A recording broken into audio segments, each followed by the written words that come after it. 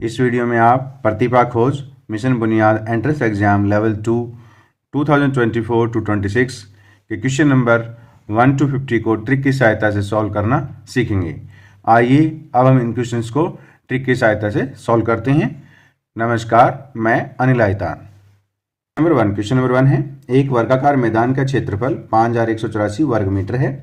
एक आयताकार मैदान जिसकी लंबाई उसकी चौड़ाई से दुगनी है, यानी जो लंबाई है वो चौड़ाई से दुगनी है, उसका परिमाप वर्गाकार मैदान के परिमाप के बराबर है। आयताकार मैदान का क्षेत्रफल ज्ञात कीजिए। तो पहले हम वर्गाकार मैदान का जो क्षेत्रफल दिया गया इसे हम भुजा ज्ञात करते हैं। अगर वर्गाकार मैदान की भुजा ए है तो क्षेत्रफल क्या होगा, भुजा का स्क्वायर बराबर किसके होगा, 5184 के। यहाँ से हम वर्ग की भुजा निकाल सकते हैं, तो ये स्क्वायर रूट हो जाएगा 5184, ये होता है 72 का, यानी 72। तो ये हमारे पास है वर्ग की भुजा आ गई है। अब आयताकार जो मैदान है, इसकी हम चौड़ाई जो है वो मान लेते हैं कि x सेंटीमीटर है। हमने मान ली x सेंटीमीटर है और हमें दिया गया है कि इसकी जो लंबाई है वो चौड़ाई से दुगनी है, तो लंबाई है वो कितनी हो जाएगी, वो 2x सेंटीमीटर हो जाएगी। अब उसका जो परिमाप है वर्गाकार मैदान के परिमाप के बराबर है। तो आयत का परिमाप जो होता है वो 2 लंबाई जमा चौड़ाई होता है। तो लंबाई हमारे पास 2x है और चौड़ाई x है, और वर्ग का जो परिमाप होता है वो 4 गुना में भुजा होता है। तो ये हम इसके बराबर रखेंगे। तो देखिए 2x प्लस x कितना हो गया, 3x। 3x को 2 से गुणा करेंगे 6x हो गया है, और हमारे पास 4 गुना भुजा, भुजा कितनी है, 72 है, ये हमारे पास 72 आ गया। तो x का मान आ जाएगा 4 गुना 72 बटे हमारे पास 6 आ गया, तो 12 छिके 72 हो गया। तो 4 की 12 से गुणा करेंगे, ये 48 सेंटीमीटर किसका मान आ गया, x का मान आ गया। हमें निकालने लंबाई, अब लंबाई कितनी है, अब x का मान 48 सेंटीमीटर है, तो आयत की चौड़ाई 48 सेंटीमीटर आ गई है, और जो लंबाई है वो 2 गुना में 48 सेंटीमीटर आ गई है। हमें क्या निकालना है, क्षेत्रफल निकालना है किसका, आयताकार मैदान का। तो लंबाई गुना चौड़ाई, तो लंबाई 48 गुना में 2 गुना में 48 हो गया। तो इसकी हम जब गुणा करेंगे तो हमारे पास 4608 सेंटीमीटर स्क्वायर आ जाएगा। तो यह जो मान है ऑप्शन बी में दिया गया है। इस प्रकार ऑप्शन बी बिल्कुल सही है। नेक्स्ट क्वेश्चन नंबर 2 है, अरविंद के पास एक गुल्लक है, वह 1 रुपये और 50 पैसे के सिक्कों से भरा है। इसमें 1 रुपये के सिक्कों की तुलना में 3 गुना 50 पैसे के सिक्के हैं। गुल्लक में कुल रुपये 35 हैं। गुल्लक में कितने 1 रुपये और कितने 50 पैसे के सिक्के हैं। तो हम मान लेते हैं कि जो 1 रुपये के जो सिक्के हैं वो हमारे पास कितने हैं, वो हम मान लेते हैं x है, और 50 पैसे के जो सिक्के हैं वो हम मान लेते हैं कि वो क्या है, 1 रुपये के सिक्के की तुलना में 3 गुना 50 पैसे के सिक्के हैं। यानी x अगर 1 रुपये के हैं तो 50 पैसे कितने, 3 गुना, यानी 3x हो जाएगा। अब देखिए, अब कंडीशन क्या दी गई है, कुल मूल्य हमारे पास रुपये 35 दिया गया है। हम इनके पैसे बना लेते हैं। तो 1 रुपये में 100 पैसे होते हैं, तो इसको 100 की हम x से गुणा कर देते हैं। ये 1 रुपये के सिक्कों का मूल्य आ गया। अब 50 पैसे जो है वो 3x हैं, तो 50 की हम 3x से गुणा कर देते हैं। कुल मूल्य हमारे पास 35 रुपये है, तो इसमें पैसे हो गए 3500। तो अब यहाँ से हम x का मान निकालते हैं। तो ये हमारे पास 100x हो गया, ये हमारे पास 150x हो गया, बराबर हमारे पास 3500 है। अब ये 100 और 150 कितना, 250x हो गया, बराबर हमारे पास 3500 है। अब यहाँ से x का मान निकलेगा 3500 बटे 250 हो गया, 0 से 0 कट गई है, और ये 350 को 25 से काटेंगे तो 14 पर कट जाएगा। तो x का मान 14 आया। तो 1 रुपये के सिक्के हमारे पास 14 हैं, और 50 पैसे 3 गुना में 14 कितने हो गए, 42। तो इस प्रकार, और 1 रुपये के सिक्कों की संख्या 14 है और 50 पैसे की संख्या है वो 42 है। यह जो मान है वो ऑप्शन ए में दिया गया है। इस प्रकार ऑप्शन ए बिल्कुल सही है। क्वेश्चन नंबर 3 में है, एक पेटी शिक्षक एक क्षेत्र में अधिकतम 6000 छात्रों को इस प्रकार व्यवस्थित करना चाहता है कि पंक्तियों की संख्या स्तंभों की संख्या के बराबर हो। यदि व्यवस्था के बाद 71 शेष रह गए हों तो पंक्तियों की संख्या कितनी होगी। तो सबसे पहले हम 6000 में से 71 घटा देते हैं। तो 6000 में से 71 घटाने पर हमारे पास जो संख्या बचेगी वो 5929 बचेगी। अब इसमें पंक्तियों की संख्या स्तंभों की संख्या के बराबर है। तो अब हमें इसका वर्गमूल ज्ञात करना है। तो 5929 का जब हम वर्गमूल करेंगे तो हमारे पास 77 आएगा। इस प्रकार पंक्तियों की संख्या है वो 77 आएगी। यह जो मान है वो ऑप्शन ए में दिया गया है। इस प्रकार ऑप्शन ए बिल्कुल सही है। नेक्स्ट क्वेश्चन, क्वेश्चन नंबर 4 है 15% ताकत के 400 मिलीलीटर घोल में कितना शुद्ध अल्कोहल मिलाया जाए ताकि इसकी ताकत 32% हो जाए। यानी 400 मिलीलीटर घोल में 15% क्या है, शुद्ध अल्कोहल है। उसमें हमें और कितनी अल्कोहल मिलानी है कि उसके में अल्कोहल की मात्रा है वो 32% हो जाए। तो इस क्वेश्चन को हम इस प्रकार हल करेंगे। तो देखिए, तो सबसे पहले हम अल्कोहल की मात्रा निकालते हैं। अल्कोहल की मात्रा हमारे पास है 15% है, किसमें, 400 मिलीलीटर में। तो 400 का हम 15% निकालते हैं। तो 400 गुणा 15/100 हो गया। तो 2 जीरो से 2 जीरो कट गई और 15 चौके 60। तो इस प्रकार 60 ml जो है वो इसमें शुद्ध अल्कोहल है। अब हमारे पास जो अन्य मिश्रण है वो कितना रह गया। तो देखिए, अन्य मिश्रण यानी वो मिश्रण जिसमें अल्कोहल नहीं है। तो 400 में से 60 घटा देंगे तो यानी हमारे, तो देखिए अन्य जो मिश्रण है 400 में से 60 घटाने पर हमारे पास 340 आया है। तो ये हमारे पास अन्य मिश्रण है। अब हम इसमें जो अल्कोहल की मात्रा जो मिलाएं जिससे कि ये 32% हो जाए, वो मात्रा हम x मान लेते हैं। की मिलाई गई मात्रा हमारे पास x ml है। अब जो है कुल मिश्रण है वो कितना हो गया, देखिए, तो कुल मिश्रण, तो जो हमारे पास पहले 400 था उसमें हमने x और मिला दिया, तो कुल मिश्रण हमारे पास 400 प्लस ml हो गया। हमारे पास 60 थी, अब मिलाने पर वो कितनी हो जाएगी, 60 प्लस x हो जाएगी। तो हमें इसका प्रतिशत निकालना है। तो 60 प्लस x डिवाइड में हमारे पास कुल मात्रा कितनी है, 400 प्लस x है। और ये इसका हम प्रतिशत निकाल रहे हैं तो गुणा में 100। अब ये प्रतिशत कितना है, ये 32% होना चाहिए। तो यानी 32 बराबर में आ गया। अब हम इसको हल करते हैं। तो देखिए 60 प्लस x बटे 400 प्लस x बराबर हमारे पास 32/100 हो गया। तो काटे 8 चौके 32 और 25 चौके 100। तो ये हमारे पास 8/25 में कट गया। अब हम इनकी क्रॉस मल्टीप्लाई करते हैं। 25 को 60 से गुणा करेंगे तो हमारे पास 1500 आएगा और ये प्लस 25x हो गया। बराबर हम 400 की 8 से गुणा करेंगे तो हमारे पास 3200 हो गया और x की 8 से गुणा करेंगे तो हमारे पास 8x हो गया। तो अब आगे देखिए, x को हम इधर ले आते हैं और 8x को हम लेफ्ट हैंड साइड लेंगे और 1500 को राइट हैंड साइड ले जाएंगे। तो 25x माइनस 8x बराबर हमारे पास 3200 माइनस 1500 हो गया है। तो ये हमारे पास 1700 आया है और 25x में से 8x गए तो ये हमारे पास 17x आया है। तो हमें x का मान निकालना है। तो 1700 बटे हमारे पास 17 हो गया और ये काटने पर किस पे कट गया, 100 कट गया। यानी जो अल्कोहल की मात्रा मिलाई गई है वो कितनी है, 100 ml आई है। यह जो मान है वो ऑप्शन ए में दिया गया है। इस प्रकार ऑप्शन ए बिल्कुल सही है। नेक्स्ट क्वेश्चन, क्वेश्चन नंबर 5 है एक प्रश्नोत्तरी प्रतियोगिता में 3 पुरस्कार वितरित किए जाने हैं। दूसरे पुरस्कार का मूल्य पहले पुरस्कार के मूल्य का 5/x हिस्सा है। तो हम यहां मान लेते हैं कि पहले पुरस्कार का मूल्य है, तो पहले पुरस्कार का मूल्य है वो ₹x है। तो अब हमारे पास दूसरे पुरस्कार का मूल्य पहले पुरस्कार का 5/6 हिस्सा है। तो हमारे पास दूसरे पुरस्कार का जो मूल्य होगा वो कितना होगा, देखिए, तो दूसरे पुरस्कार का जो मूल्य होगा पहले का 5/6 हिस्सा है, यानी 5/6x हो गया। यानी तीसरे पुरस्कार का जो मूल्य है वो कितना है, देखिए, तो यहाँ की कंडीशन क्या दी गई है, और तीसरे पुरस्कार का मूल्य दूसरे पुरस्कार के 4/5 हिस्से के बराबर है। तो पहला हमारे पास जो x था तो दूसरे का मूल्य 5/6x आया, यानी 5/6x। और इस अब तीसरे का जो है वो इसका 4/5 है, इसको गुणा 4/5 से कर दीजिए। 5 के 5 कट गया और ये हमारे पास 2 और ये 3, तो यानी 2/3x आया है। तो आगे देखिए, यदि तीनों पुरस्कारों का कुल मूल्य ₹150 है तो प्रथम पुरस्कार का मूल्य ज्ञात कीजिए। यानी हमें x का मान ज्ञात करना है। अब हम इन तीनों को जोड़ देते हैं। x प्लस 5/6x प्लस हमारे पास 2/3x आया है और बराबर हमारे पास 150 है। अब इनका एलसीएम लेंगे, 6 आएगा। तो ये 6x प्लस 5x प्लस हमारे पास ये 4x हो गया, इज इक्वल टू हमारे पास 150 है। तो 6x प्लस 5x कितना हो गया, 11 में 4x ऐड करेंगे तो हमारे पास कितना हो जाएगा, 15x हो जाएगा। 15x इज इक्वल टू 150 और 6 की राइट हैंड साइड में मल्टीप्लाई हो जाएगी। हमें x का मान निकालना है।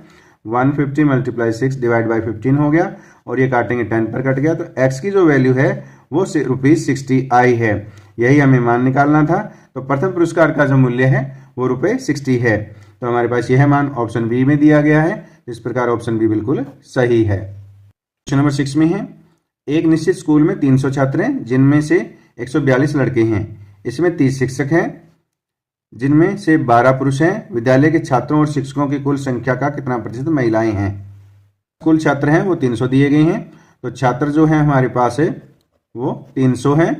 अब जिसमें लड़कियां कितनी हैं, जिसमें लड़के 142 हैं। अब लड़के इसमें हमारे पास 142 हैं, तो लड़कियां हमारे पास कितनी रह जाएंगी वो देखिए। लड़कियां जो हैं वो 300 में से हम 142 घटा दें तो हमारे पास 158 रह जाएंगी, यानी लड़कियां 158 हैं और लड़के 142 हैं। अब शिक्षक जो हैं वो हमारे पास कितने दे रखे हैं, कुल शिक्षक हमारे पास 30 हैं। अब इसमें पुरुष कितने हैं, 12 हैं, तो पुरुष जो हमारे पास है वो 12 हैं। तो महिलाएं हैं वो कितनी रह गई, देखिए महिलाएं जो है 30 में से हमें 12 घटा दें तो हमारे पास कितने बचेगी, 18 बचेगी। तो अब कुल जो महिलाएं हैं यानी लड़कियां और महिला शिक्षक वो कितनी हैं, तो महिलाएं वो हमारे पास देखिए कितने हैं। कुल पहले लड़कियां कितनी सी 158 और इसमें हमने 18 जो पुरुष में 18 जो महिलाएं शिक्षक हैं उनको ऐड कर दीजिए तो हमारे पास 176 आ गया। हमारे से पूछा है कि विद्यालय में छात्रों और शिक्षकों कुल संख्या का कितना प्रतिशत महिलाएं हैं, तो महिलाएं 176 हैं और कुल कितने हो गए, पहले 300 छात्र हैं और 30 शिक्षक हैं, तो यानी ये 330 हो गए। अब इसका हमने प्रतिशत ज्ञात करना है, तो ये हमारे पास है, ये 0 से 0 कट गया। अब ये 11 पे कट रहा है, 11 3 33 हो गया और 11 एकम 11 और हमारे पास 6 यानी 66 रह गया, 6 पे चला गया। तो ये हमारे पास 16/3 आया है और 10 हमारे पास यहाँ था यानी 160/3 आया है। तो अब इसको 160 को 3 से भाग देंगे तो 53.3% आएगा। यह जो मान है वो ऑप्शन सी में दिया गया है। इस प्रकार ऑप्शन सी बिल्कुल सही है। नेक्स्ट क्वेश्चन नंबर 7 है। पेटअप सेट के लिए 78.8 सामान्य दवा पूर्णतः अल्कोहल है। इसका 3.3 मेथा तेल है, 0.07% पुदीना तेल है और 0.177% क्लोरोफॉर्म है।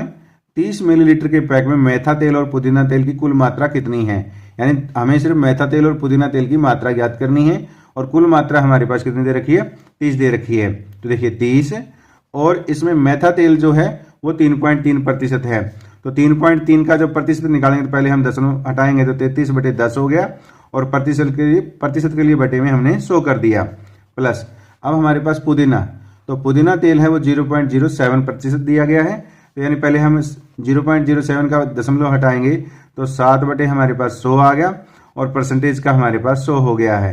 ये हमें मात्रा ज्ञात करनी है। तो देखिए तो 30, अब इसका जो हमारे पास है लघुत्तम है वो कितना आया है, वो देखिए वो हमारे पास 10,000 आ गया है, 10,000 और यहाँ पर कितना हो गया 330 हो गया और प्लस में हमारे पास कितना हो गया 7 हो गया। तो यानी ये हमारे पास 30 गुणा में 337 बटे में हमारे पास 10,000 है। तो देखिए 1 0 से 1 0 कट गई और इनके गुणा करने पर हमारे पास 1011 बटे 1000 आया है। तो ये किस प्रकार पुदीना मेथा तेल और पुदीना तेल की जो मात्रा है वो 1.01 ml आई है। यह जो मान है वो ऑप्शन बी में दिया गया है। तो इस प्रकार ऑप्शन बी बिल्कुल सही है। क्वेश्चन नंबर 8 है। एक आदमी 2,160 रुपये में 2 पंखे खरीदता है। एक पंखे को 15% लाभ पर तथा दूसरे को 9% हानि पर बेचकर पूरे लेन देन में उसे न तो लाभ हुआ और न ही हानि हुई, यानी दोनों पंखों को उसने 2,160 रुपये में बेच दिया। प्रत्येक पंखे का लागत मूल्य ज्ञात कीजिए। तो यानी पहले पंखे का हम मान लेते हैं, पहले पंखे का जो क्रय मूल्य है वो हम ₹X मान लेते हैं और दूसरे पंखे का कितना होगा, अब दोनों का मूल्य कितना है 2,160 है, तो एक का X है तो दूसरे का हो जाएगा 2,160 माइनस X रुपये हो जाएगा। अब पहले पंखे पर उसे 15% लाभ होता है, तो पहले का क्रय मूल्य कितना है X, तो X को गुणा कर दें 100 में लाभ जोड़ेंगे तो 115/100 हो गया, प्लस दूसरे पंखे का जो क्रय मूल्य 2,160 माइनस X है, इसके ऊपर उसे 9% हानि होती है, यानी 100 में 9 घटा देंगे तो हमारे पास कितना आ जाए 91/100 हो गया और बराबर इन दोनों का जो बेचने का जो मूल्य है वो 2,160 यानी कि उसे न तो लाभ हुआ और न ही हानि हुई, तो 2,160 बराबर रखेंगे। अब हम इसको हल करते हैं तो 115x प्लस 2,160 इसकी गुणा 91 कर दो माइनस x की 91 से करेंगे तो 91x आ गया और बटे में 100 है वो हम राइट हैंड साइड में 2,160 को गुणा हम 100 कर देते हैं। 115x में से 91x घटाएंगे तो हमारे पास 24x आएगा बराबर 2,160 गुणा में 100 और इसको हम राइट हैंड साइड लेके जाएंगे तो 2160 गुणा में 91 हो गया। इनकी गुणा नहीं करनी, इसमें से 2160 कॉमन ले लो। तो हमारे पास कॉमन लेने पर यहाँ पर 100 माइनस 91 बच गया। आगे देखिए 2160 गुणा में हमारे पास 9 हो गया। हमें x का मान निकालना है तो 24 को हम राइट हैंड साइड ले जाते हैं। तो देखिए 8 तिये 24, 7 तिये 21, 3 दूनी 6, 3 दूनी 6 और 720 आ गया। तो 8 से 720 को काटेंगे तो ये 90 पर कट गया। 90 की 9 से गुणा करेंगे तो हमारे पास 810 आएगा। तो पहले का जो पंखे का क्रय मूल्य वो 810 आ गया। तो दूसरे कितना है, 2160 में से 810 घटा देते हैं तो ये आएगा 1350। तो पहले का मूल्य 810 है और दूसरे का मूल्य जो हमें लागत मूल्य है वो 1350 है। यह जो मान है ऑप्शन ए में दिया गया है। तो इस प्रकार ऑप्शन ए बिल्कुल सही है। नेक्स्ट क्वेश्चन, क्वेश्चन नंबर 9 है। एक साथ रहने वाले 3 दोस्तों का एक समूह हर महीने 54 किलो गेहूं की खपत करता है। कुछ और मित्र इस समूह में शामिल हो गए और उन्होंने पाया कि गेहूं का समान मात्रा 18 दिन तक चलती है। इस समूह में अब कितने नए सदस्य आए हैं। तो देखिए ये तो सिर्फ गेहूं तो उतनी है जितनी 54 किलो पहले थी। तो 3 दोस्तों के लिए ये हमारे पास है हर महीने चलती है, यानी यहाँ पर जब हर महीने की बात आ रही है तो 30 दिन ही महीने के मानने होते हैं। तो ये इसको सोल्व करने की ट्रिक हमारे पास ये है। तो 3 को हम 30 से गुणा कर देते हैं बराबर हमारे पास। अब ये 18 दिन चलती है और हम मान लेते हैं कि x नए सदस्य आ गए हैं। तो 18 को हम x से गुणा कर देते हैं। यहाँ हम x का मान निकालते हैं तो 3 गुणा में 30 बटे में हमारे पास 18 आ जाएगा बराबर हमारे पास x है। तो ये 18 को 6 से काटें, 6 3 18 हमारे पास हो गया और ये 6 5 30 हो गया और 3 से 3 कट गया। तो x का जो मान है वो 5 आया, यानी कुल सदस्य हैं वो 5 है। तो पहले कितने थे, 3 थे। तो नए कितने आ गए, नए यानी 5 में से 3 घटा दो तो हमारे पास कितना आ जाएगा, 2 आ जाएगा। तो यह जो मान है वो ऑप्शन बी में दिया गया है। इस प्रकार ऑप्शन बी बिल्कुल सही है। तो यहाँ इस प्रकार हमने 5 में से 3 घटाने पर नए सदस्यों की संख्या ज्ञात की। तो इस प्रकार हमने क्वेश्चन नंबर 9 को सॉल्व किया। नेक्स्ट क्वेश्चन, क्वेश्चन नंबर 10 है। शालू अपने स्कूल के लिए 12 किलोमीटर प्रति घंटे की औसत गति से साइकिल चलाती है। उसे स्कूल पहुंचने में 20 मिनट लगते हैं। यदि वह 15 मिनट में अपने स्कूल पहुंचना चाहती है तो उसकी औसत गति क्या होनी चाहिए। तो सबसे पहले हम ये देखेंगे कि वो 12 किलोमीटर प्रति घंटे की चाल से जब स्कूल पहुंचती है तो उसे 20 मिनट लगते हैं। तो स्कूल की दूरी क्या है, तो देखिए तो 60 मिनट में वो जाती है 12 किलोमीटर, क्योंकि 12 किलोमीटर प्रति घंटा है। तो 1 मिनट में कितनी जाएगी, तो 12/60 हो गया।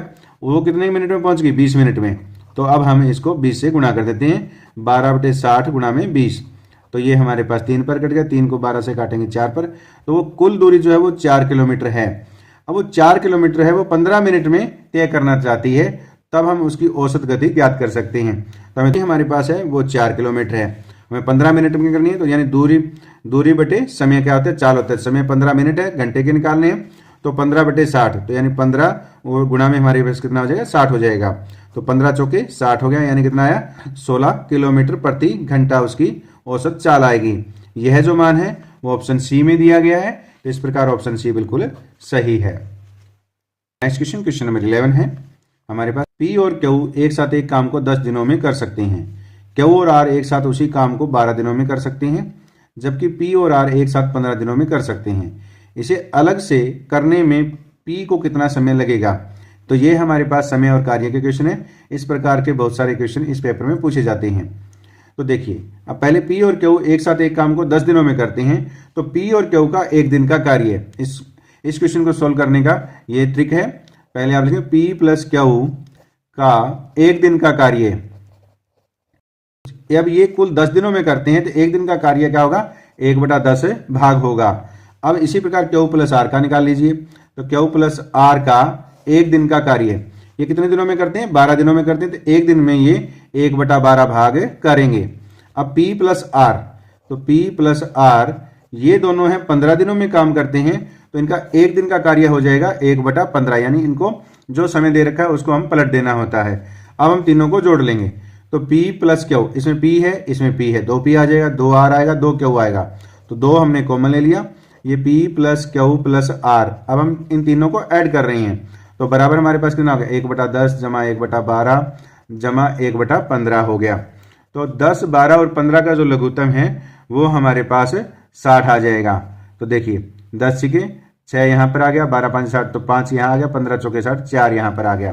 तो 6 और 5 11 और 4 कितना 15, तो ये हमारे पास है 15/60 आया है। तो ये इसको काटेंगे तो ये 1/4 आ जाएगा। तो अब हमें P plus Q plus R का मान निकालना है। P plus Q plus R, तो हमारे पास 1/4 और 2 यहाँ डिवाइड में जाए कितना आ जाएगा 1/8, यानी P plus Q plus R का जो एक दिन का कार्य है वो 1/8 है। अब इसमें हमें किसका निकालना है, केवल P का निकालना है। तो P का निकालने के लिए हम Q और R का जो मान है वो इसमें से घटा देते हैं। तो P plus Q plus R minus इसमें Q प्लस आर कर देंगे तो हमारे पास क्या बच जाएगा, P बच जाएगा। तो यहाँ पर कितना है 1/8 है और Q प्लस आर का कितना है 1/12 है, तो माइनस हम 1/12 कर देते हैं। तो लघुत्तम जो हमारे पास है वो 24 आ गया, 8 और 12 का, तो ये 3 माइनस 2 यानी 1/24 हो गया। यानी इसको घटाने पर क्या आएगा P, तो P का एक दिन का कार्य है वो 1/24 है।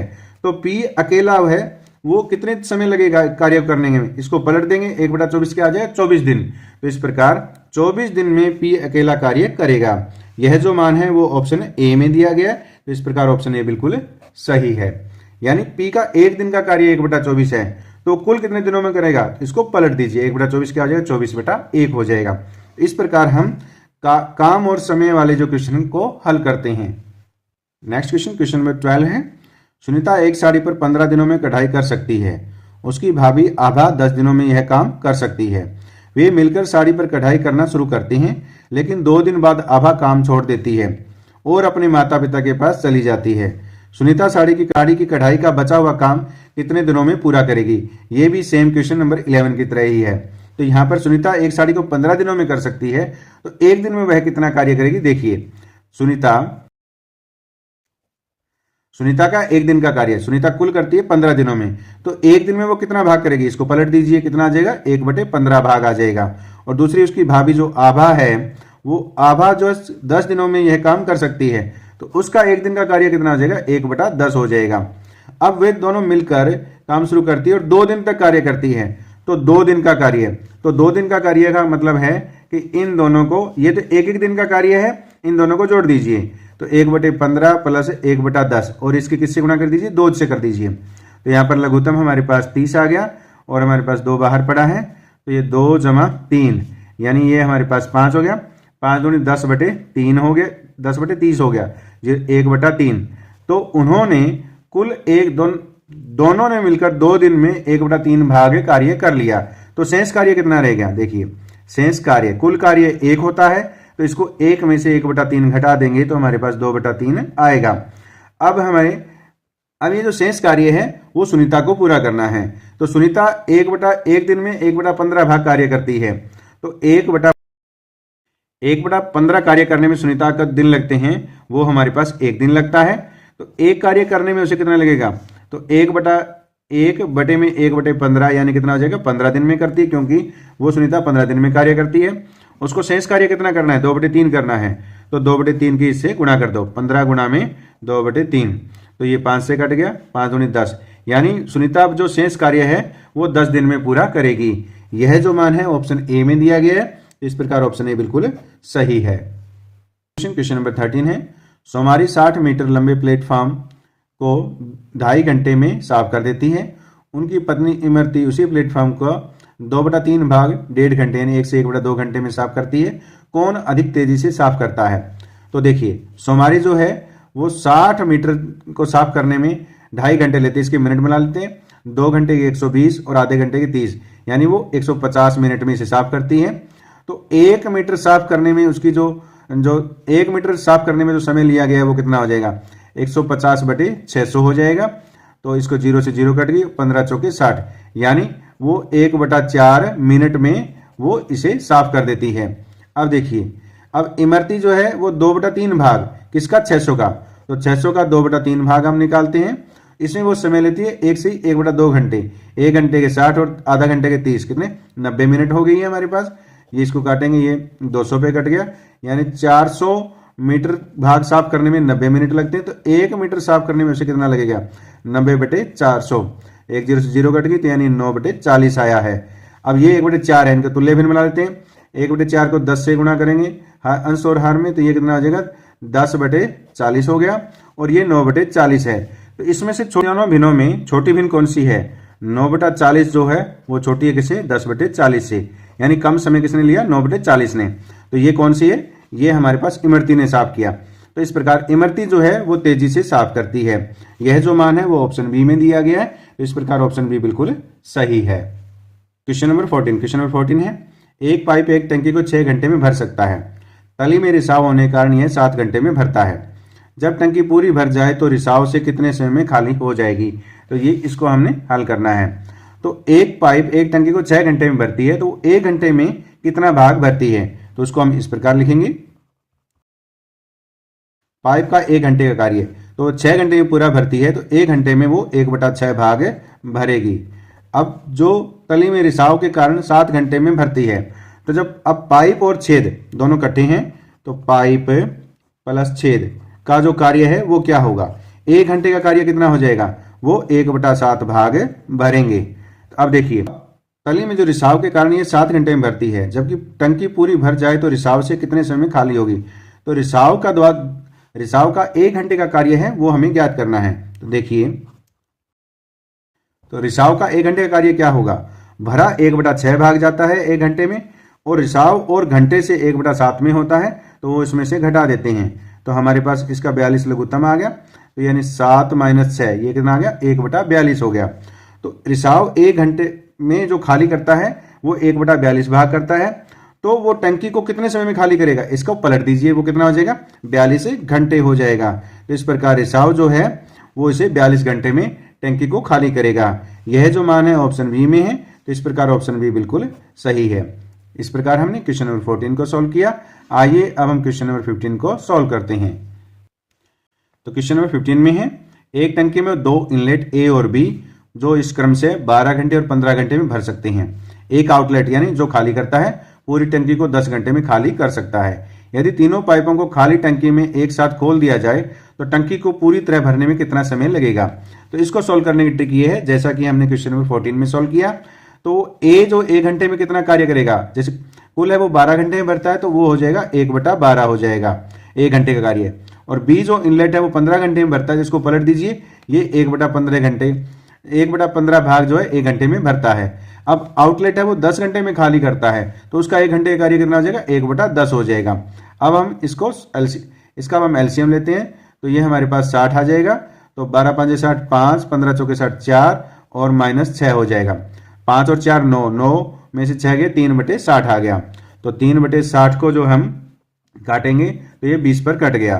तो यानी इस प्रकार यदि तीनों पाइपों को खाली टंकी में एक साथ खोल दिया जाता है, टंकी को पूरी तरह भरने में समय है वो 1 घंटे में 1/20 भाग वो भरते हैं। तो इस प्रकार टंकी को भरने में जो समय लगेगा वो इसको पलट दीजिए, 1/20 को पलटेंगे तो कितना आएगा? 20/1 यानी 20 घंटे लगेंगे। यह जो मान है ऑप्शन ए में दिया गया। तो इस प्रकार ऑप्शन ए बिल्कुल सही है। नेक्स्ट क्वेश्चन नंबर 16 है, समीर ने 12% वैट सहित 336 रुपए में एक शर्ट और 10% वैट सहित 110 रुपए में एक नेकटाई खरीदी। शर्ट और नेकटाई का एक साथ मुद्रित मूल्य वैट के बिना ज्ञात करना है हमें। तो देखिए, अब हम समीर ने जो शर्ट खरीदी है उसका मूल्य हम एक्स मान लेते हैं, उस पर इसने 12% वैट दिया है। तो 12% वैट दिया तो 100 में 12 जोड़ दीजिए तो 112 हो गया, बटे में 100 हो गया। और ये इसने मूल्य चुकाया है 336। तो यहां से हम शर्ट का मूल्य निकालते हैं बिना वैट के। तो 336 गुणा में 100 बटे में 112 हो गया, और ये 3 पर कट गया, यानी शर्ट उसने 300 रुपए की है जिसमें वैट शामिल नहीं है। इसी प्रकार जो टाई है वो हमारे पास है, टाई का जो मूल्य है हम वाई मान लेते हैं और उस पर 10% वैट देता है, तो यानी 110 हो गया और बटे में 100 हो गया, और उसने मूल्य जो चुकाया है वो 110 रुपए चुकाया है। तो यहां से हम वाई का मूल्य निकालते हैं, यानी टाई का मूल्य बिना वैट के। तो 110 100 ऊपर चला गया और बटे में 110 आ गया, ये कट गया, कितना आ गया? 100 आ गया। तो इस प्रकार टाई और शर्ट का जो बिना वेट का मूल्य 300 और 100 आया है, तो 300 में 100 जोड़ेंगे तो हमारे पास कितना हो गया? 400 हो गया। तो इस प्रकार बिना टैक्स के जो मूल्य है वो रुपए 400 है। यह जो मान है वो ऑप्शन सी में दिया गया है। इस प्रकार ऑप्शन सी बिल्कुल सही है। क्वेश्चन नंबर 17 है, रीना ने कमल से 2 वर्ष के लिए साधारण ब्याज पर कुल धनराशि ली। रीना ने यह राशि हमीद को 2 वर्ष के चक्रवृद्धि ब्याज पर समान दर पर उधार दी। 2 वर्ष के अंत में उसे चक्रवृद्धि ब्याज के रूप में 110 रुपये प्राप्त हुए।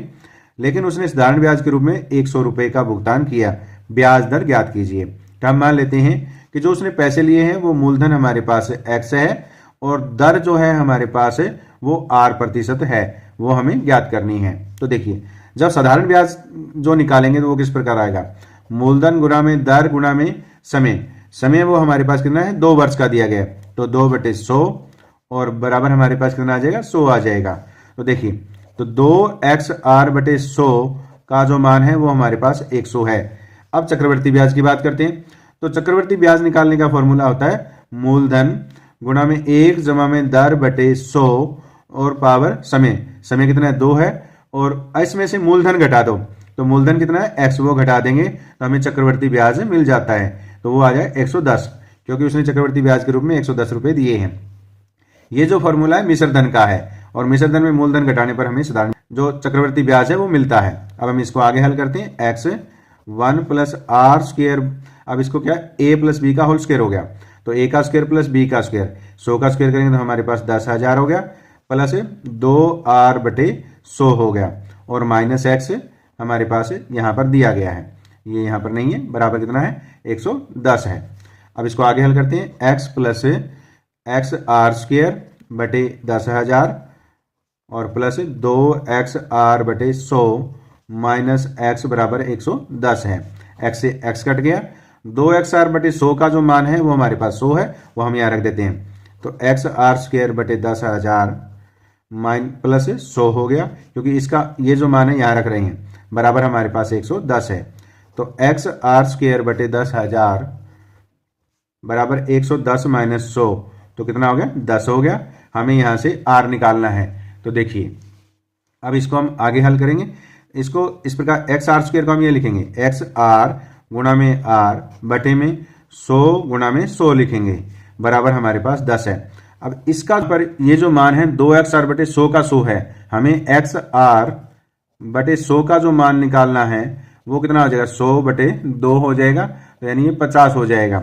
तो यहाँ पर हम xr/100 का मान जो है वो ये नहीं होगा, ये कितना होगा, 50 ये xr/100 का मान 50 आएगा, क्योंकि 2xr/100 का मान 100 था, तो 50 गुणा में r/100 हो गया, बराबर हमारे पास 10 है, ये 2 पर कट गया, तो r जो है हमारे पास 2 के 10 से गुणा करेंगे 20% आया है। इस प्रकार दर जो है वो 20% होगी। यह जो मान है वो ऑप्शन ए में दिया गया, तो इस प्रकार ऑप्शन ए बिल्कुल सही है। इस प्रकार हमने क्वेश्चन नंबर 17 को सॉल्व किया। नेक्स्ट क्वेश्चन, क्वेश्चन नंबर 18 है। मान लीजिए कार्बन 14 C14 एक स्थिर दर से इस प्रकार क्षय होता है कि 5,568 वर्षों में यह घटकर 50% रह जाता है।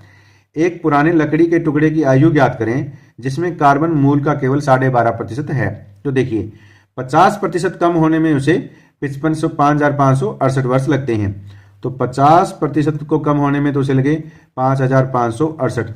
अब इसका आधा करें तो कितना हो जाएगा, 25%, तो यानी इसका 50% कम होने में उसे 5,568 लगते हैं। इसका आधा करने में इसका दुगना समय लगेगा, और इसका फिर आधा करेंगे तो कितना आ जाएगा, 12.5% आ जाएगा। इसका मतलब हुआ कि इसको इससे 3 गुना समय लगेगा, तो 5,568 को हम 3 से गुणा कर देते हैं, तो वो हमारे पास 16,704 आएगा। तो इस प्रकार पुराने लकड़ी के टुकड़े की आयु 16,704 वर्ष होगी, जब उसमें कार्बन की मात्रा है वो 12.5% रह जाएगी। तो यह जो मान है वो ऑप्शन बी में दिया गया है, तो इस प्रकार ऑप्शन बी बिल्कुल सही है। नेक्स्ट क्वेश्चन, क्वेश्चन नंबर 19 है। दो नियमित बहुभुज ऐसे हैं जिनकी भुजाओं की संख्या के बीच का अनुपात 1:2 है। तो यानी पहले की भुजा x हो गई और दूसरे की भुजा 2x हो गई, यानी हमने अनुपात में x का मान मल्टीप्लाई कर दिया। उनके आंतरिक कोणों का माप का अनुपात 3:4 है। प्रत्येक बहुभुज की भुजाओं की संख्या ज्ञात कीजिए। तो आंतरिक जो कोणों का जो वो n-2 multiply 180 divide by n होता है, जहां पे n भुजाओं की संख्या होती है। भुजा -2 गुणा में 180/n भुजा का मान होता है। तो पहला, अब इसके आंतरिक कोणों का जो माप का अनुपात है वो 3:4 दिया गया है। तो पहले पहली बहुभुज का निकालते हैं, क्या आ जाएगा, x-2 गुणा में 180 बटे में x हो गया, और बटे में दूसरी बहुभुज की भुजा कितनी है, 2x, तो 2x - 2 गुणा में 180 बटे में हमारे पास 2x हो गया है। अब इनका अनुपात कितना है, 3:4 है, तो तो यानी बराबर 3/4 आ गया। यानी ये हम इसको हल करते हैं। x माइनस 2 गुणा में 180 बटे में x, अभी नीचे वाली संख्या वो पलट जाएगी। 2x बटे 2x माइनस 2 गुणा में 180 बराबर हमारे पास 3/4 है। 180 से 180 कट गया, x से x कट गया। तो देखिए ये आ गया x माइनस 2, इसमें से 2 कॉमन ले लो, 2x माइनस 2 हो गया और ऊपर हमारे पास क्या पड़ा है, 2 पड़ा है, बराबर हमारे पास 3/4 है। 2 से 2 कट गया। अब हम इनकी क्रॉस मल्टीप्लाई करते हैं। ये 2 कॉमन लिया तो x माइनस 2 नहीं, यहाँ पर x माइनस 1 बचेगा। अब हमारे पास x माइनस 2 बटे x माइनस 1 3/4 है। क्रॉस मल्टीप्लाई करके x का मान हम ज्ञात करते हैं। तो देखिए 4 की इससे गुणा करेंगे तो 4x माइनस 8 बराबर 3x माइनस 3 हो गया। 4x माइनस 3x बराबर 8 माइनस 3 हो गया, यानी x बराबर हमारे पास कितना आ गया, 5 आ गया। तो x का मान 5 आया है। तो हमने पहली बहुभुज की भुजाओं की संख्या x मानी थी, तो वो कितनी आ गई, 5 आ गई। और दूसरी बहुभुज की कितनी, 2x, यानी 2 गुना में 5, यानी 5 और 10 आई है। यह जो मान है वो ऑप्शन डी में दिया गया है। इस पर ऑप्शन डी बिल्कुल सही है। तो इस प्रकार हमने क्वेश्चन नंबर 19 को सॉल्व किया। 20 है एक समांतर चतुर्भुज ABCD। तो हमारे पास है ये एक समांतर चतुर्भुज है ABCD। तो देखिए ये ABC और D है। AB 10 सेंटीमीटर है, तो ये 10 सेंटीमीटर दे रखी है। AD 6 सेंटीमीटर है, तो AD ये 6 सेंटीमीटर है। अगर ये 6 सेंटीमीटर है तो BC भी क्या हो जाएगी, 6 सेंटीमीटर हो जाएगी, क्योंकि कोण A का समद्विभाजक DC से E पर मिलता है। तो A का समद्विभाजक ये है जो हमारे पास यहाँ पर E पर मिलता है, ठीक है। और BC को आगे बढ़ाने पर ये F पर मिलता है। तो देखिए इसको जब हम आगे बढ़ाएंगे तो ये F पर मिल जाएगा। तो CF की लंबाई ज्ञात कीजिए। हमें ये जो CF की लंबाई है ये ज्ञात करनी है। इसको हम x मान लेते हैं कि ये x सेंटीमीटर है। तो देखिए ये AF जो है कोण A का समद्विभाजक है, इसको हम कोण 1 मानते हैं, तो ये भी कोण 1 हो गया क्योंकि ये दोनों बराबर है। और इसको हम कोण 2 मानते हैं, तो 2 के बराबर कौन सा होगा, कोण D, इसको भी हम 2 मान लेते हैं। और ये हमारे पास 3 है, तो 3 ये कोण है, तो ये भी शीर्षाभिमुख कोण है, तो ये भी 3 हो जाएगा। और ये कोण क्या हो जाएगा, 4 हो जाएगा। तो देखिए इस प्रकार हमारे पास 2 त्रिभुजें बन गई AED। इसके तीनों कोण क्या है, 1, 2 और 3 है। तो कोण 1 जमा कोण 2 जमा कोण 3 का मान कितना है, 180 है। अब हमारे पास ABF एक त्रिभुज है, इसका कोण 1 प्लस कोण 2 और प्लस कोण 4, इनका मान भी क्या होगा, 180 होगा। अब ये दोनों क्या है, बराबर है। तो कोण 1 जमा कोण 2 जमा कोण 3 बराबर किसके हो गया, कोण 1 जमा कोण 2 जमा कोण 4 के बराबर हो गया। अब 1 से 1 कोण कट गया, 2 से 2 कट गया। इस प्रकार कोण 3 जो है वो बराबर है कोण 4 के, है वो 4 के बराबर है। और कोण 3 का मान है वो कोण 1 के बराबर है। क्यों, क्योंकि AB समांतर DC है और ये एक तिर्यक रेखा है, तो ये क्या बन गए, संगत कोण बन गए, क्योंकि कोण 3 बराबर है वो कोण 1 के है, ये संगत कोण है, इसलिए कोण 1 बराबर हो गया कोण 4 के। अब देखिए ABF जो त्रिभुज है इसमें 1 और कोण 4 बराबर है, तो ये एक समद्विबाहु त्रिभुज है। तो हमें मालूम है कि समद्विबाहु त्रिभुज में समान कोणों के सामने वाली भुजाएं समान होती हैं, यानी AB बराबर हो गया BF, क्योंकि कोण 1 के सामने BF है, तो BF भुजा जो है इसकी लंबाई AB के बराबर होगी। तो BF कितना है, तो BC हमारे पास 6 सेंटीमीटर है और CF हमारे पास कितना x है, तो यानी ये 6 प्लस x हो गया और AB का मान 10 सेंटीमीटर, तो बराबर 10 के हो गया।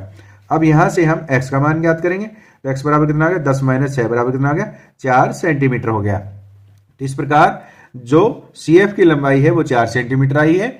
यह मान है वो ऑप्शन बी में दिया गया है। तो इस प्रकार ऑप्शन बी बिल्कुल सही है। तो इस प्रकार हमने क्वेश्चन नंबर 20 को सॉल्व किया। नेक्स्ट क्वेश्चन नंबर 21 है। एक कमरे का आयाम 16 गुना में 14 गुना में 10 मीटर है, यानी लंबाई 16 है, चौड़ाई 14 है और ऊंचाई जो है वो 10 मीटर है।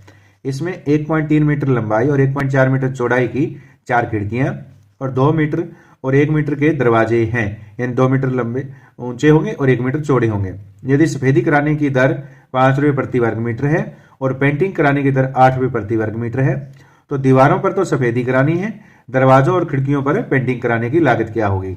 तो हमें चारों दीवारों का निकालना है। तो पहले चारों दीवारों का हम क्षेत्रफल ज्ञात करते हैं। तो वो हमारे पास कितना होगा, देखिए तो हमारे पास है चारों दीवारों का क्षेत्रफल, यानी आमने सामने की दो दीवारें होगी, तो दो तो हमारे पास है लंबाई गुणा ऊंचाई हो गई है, और दो ही हमारे पास चौड़ाई गुणा ऊंचाई हो गई है। तो चारों दीवारों का जो क्षेत्रफल है वो ज्ञात हो जाता है। इसमें से 2h हम कॉमन ले लेते हैं, तो ये हो गया l जमा b, यानी लंबाई गुणा चौड़ाई हो गई है। तो हमारे पास 2 और ऊंचाई कितनी है 10 मीटर है, तो 10 और लंबाई यानी लेंथ कितनी है 16 और ब्रेड्थ कितनी है 14। तो इसको हम हल करते हैं, तो 2 को 10 से गुणा करेंगे 20 गुणा में 16 में 14 जोड़ेंगे तो हमारे पास 30 आ गया, यानी ये हमारे पास 600 मीटर स्क्वायर चारों दीवारों का क्षेत्रफल आ गया है। अब हम 4 खिड़कियों का क्षेत्रफल ज्ञात करते हैं। तो 4 गुणा में लंबाई कितनी है 1.3 और गुणा में 1.4 है। तो देखिए 4 गुणा में 13/10 हो गया और गुणा में 14/10 हो गया। अब हम इसको हल करते हैं, तो 13 चौके 52, 52 को 14 से गुणा करेंगे हमारे पास 728 आएगा, बटे में 100 हो गया, यानी ये हमारे पास 7.28 मीटर स्क्वायर चारों जो खिड़कियां हैं उनका क्षेत्रफल आ गया है। अब हम 2 दरवाजों का क्षेत्रफल ज्ञात करते हैं। तो दरवाजे 2 हैं जिनकी लंबाई यानी जो ऊंचाई है वो 2 मीटर है और चौड़ाई है वो 1 मीटर है, तो यानी ये 4 मीटर स्क्वायर ये किसका हो गया, दरवाजों का हो गया, ये किसका खिड़कियों का हो गया, और ये कुल हमारे पास चारों दीवारों का हो गया है। तो देखिए दीवारों में से चारों दीवारों के क्षेत्रफल में से खिड़कियों और दरवाजों का क्षेत्रफल घटा देते हैं, तो 7.28 माइनस 4, तो देखिए 600 में से हमने 7.28 में 4 जोड़े यानी 11.28 घटाएंगे तो हमारे पास 588.72 मीटर जो क्षेत्रफल आएगा वो चारों दीवारों का दरवाजों और खिड़कियों के अलावा आएगा। इसको सफेदी कराने का व्यय ज्ञात करना है। तो सफेदी कराने की जो लागत है वो हमारे पास 5 रुपए है, तो इसको 5 से गुणा कर दो, इसका दशमलव भी हटा दो, 588/100 और गुणा में 5 हो गया। तो इसको जब हम सोल्व करेंगे तो हमारे पास 2943.6 आएगा, ये आप कैलकुलेशन करके देख सकते हैं। अब हमारे पास अब ये तो सफेदी का हमने खर्च निकाल लिया, इतने रुपए आया है, और पेंटिंग कराने का जो खर्च है और पेंटिंग कराने की दर है वो 8 रुपए है। वो कहाँ करानी है, खिड़कियों और दरवाजों पर करानी है। उनका क्षेत्रफल कितना है 11.28 है, तो 11.28 को हम 8 से गुणा कर देंगे तो हमारे पास 90.24 आ जाएगा। इसको आप जीरो भी यहाँ लगा सकते हैं। अब देखिए अब जो कुल खर्च है वो कितना हो जाएगा, देखिए 90 यानी 2943.60 प्लस 90 प्लस 24, ये कुल हमारे पास कितना हो गया, वो हो गया 3033.84 हो गया है। तो अब ये लगभग कितना हो गया 3034 रुपए कुल खर्च आएगा। यह जो मान है वो ऑप्शन ए में दिया गया है। इस प्रकार ऑप्शन ए बिल्कुल सही है। इस प्रकार हमने क्वेश्चन नंबर 21 को सॉल्व किया। आइए अब हम क्वेश्चन नंबर 22 को सॉल्व करते हैं। क्वेश्चन नंबर 22 में है एक समलंब की समांतर भुजाएं डीसी और एबी क्रम से 12 सेंटीमीटर और 36 सेंटीमीटर है। इसकी गैर समांतर भुजाएं 15 सेंटीमीटर के बराबर हैं। समलंब चतुर्भुज का क्षेत्रफल ज्ञात कीजिए। तो देखिए या पहले हम समलंब चतुर्भुज बना लेते हैं। तो ये हमारे पास दो जो हैं वो समांतर रेखाएं हैं और ये जो है वो गैर समांतर रेखाएं हैं। तो देखिए अब गैर समांतर रेखाओं की लंबाई 15 सेंटीमीटर है, यानी ये 15 सेंटीमीटर है और ये भी 15 सेंटीमीटर है। अब जो हमारे पास डीसी है वो 12 सेंटीमीटर है, तो ये हम डीसी मान लेते हैं, यानी ए बी सी और डी हमने ले लिया। तो ये 12 सेंटीमीटर है और ए बी का मान 36 सेंटीमीटर है, तो ये 36 सेंटीमीटर है। इसका हमें क्षेत्रफल ज्ञात करना है। तो इसके लिए हमें इसकी लंबवत ऊंचाई यानी ये जो इस कोण से इस सिर से ये जो लंबवत ऊंचाई है ये हमें ज्ञात करनी है, ये हम डीएम मान लेते हैं। तो इसकी ऊंचाई ज्ञात करने के लिए जो हमारे पास बीसी है इसके समांतर एक रेखा खींचते हैं। तो देखिए ये जो समांतर रेखा है वो इसके बराबर है, तो इसको हम ई मान लेते हैं। तो ई बी जो है वो डीसी के समांतर है और डी ई जो है वो बीसी के समांतर है। तो ये 15 सेंटीमीटर तो ये भी 15 सेंटीमीटर हो गया। अब ये 12 है तो ये भी ई बी भी 12 हो गया। अब देखिए ए कितना बच जाएगा, टोटल 36 है, तो ए से ई तक जो है वो 24 सेंटीमीटर बच गया, क्योंकि 36 में से 12 घटा देंगे। तो अब हमारे पास ए ई डी जो है इसकी 3 भुजाएं हमें मालूम हो गई। तो इसका हम हीरोन का सूत्र का प्रयोग करके हम इसका क्षेत्रफल ज्ञात करते हैं। तो देखिए अब ए बराबर हमारे पास 15 है, ये ए बराबर हम 15 सेंटीमीटर मान लेते हैं और बी बराबर हम मान लेते हैं 15 सेंटीमीटर और सी बराबर हम मान लेते हैं 24 सेंटीमीटर है। यानी ये जो भुजा है वो सी है।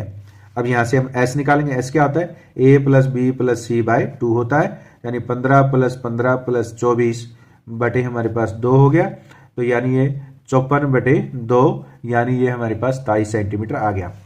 अब त्रिभुज ए ई डी का क्षेत्रफल का जो हीरोन का सूत्र हम प्रयोग कर रहे हैं, तो square root S, S minus A, S minus B, S minus C होता है। तो इसको हम सॉल्व करेंगे। स्क्वायर रूट एस का मान 27 है, तो 27 में से ए यानी 15 घटा देंगे, 27 में से बी यानी हम 15 घटा देंगे, और 27 में से सी यानी हम 24 घटा देंगे। अब हम इसको सॉल्व करते हैं। तो देखिए 27 गुणा में 27 में से 15 गए हमारे पास 12 बच गया, और 27 में से 15 गए 12 बच गया, और 27 में से 24 गए हमारे पास 3 बच गया। इसको हम फैक्टर बना लेते हैं। तो ये क्या बनेंगे? 3 गुणा में 3 गुणा में 3 27 के बन गए, और ये 3 गुणा में 4 बन गया, और ये भी 3 गुणा में 4 बन गया, और ये 3 बन गया। किसका? इसका। देखिए अब इसमें 3 कितने जोड़े बनाएंगे? 1 2 और ये 3, तो 3 जोड़े 3 के बन गए, यानी 3 गुणा में 3 बाहर आ गया, और एक जोड़ा 4 का 4 आ गया। तो 4 3 12, 12 3 36, 36 को 3 से गुणा करेंगे तो 108 सेंटीमीटर स्क्वायर जो है वो त्रिभुज ए डी ई का क्षेत्रफल आ गया। अब ए ई डी का क्षेत्रफल हम कैसे निकाल सकते हैं?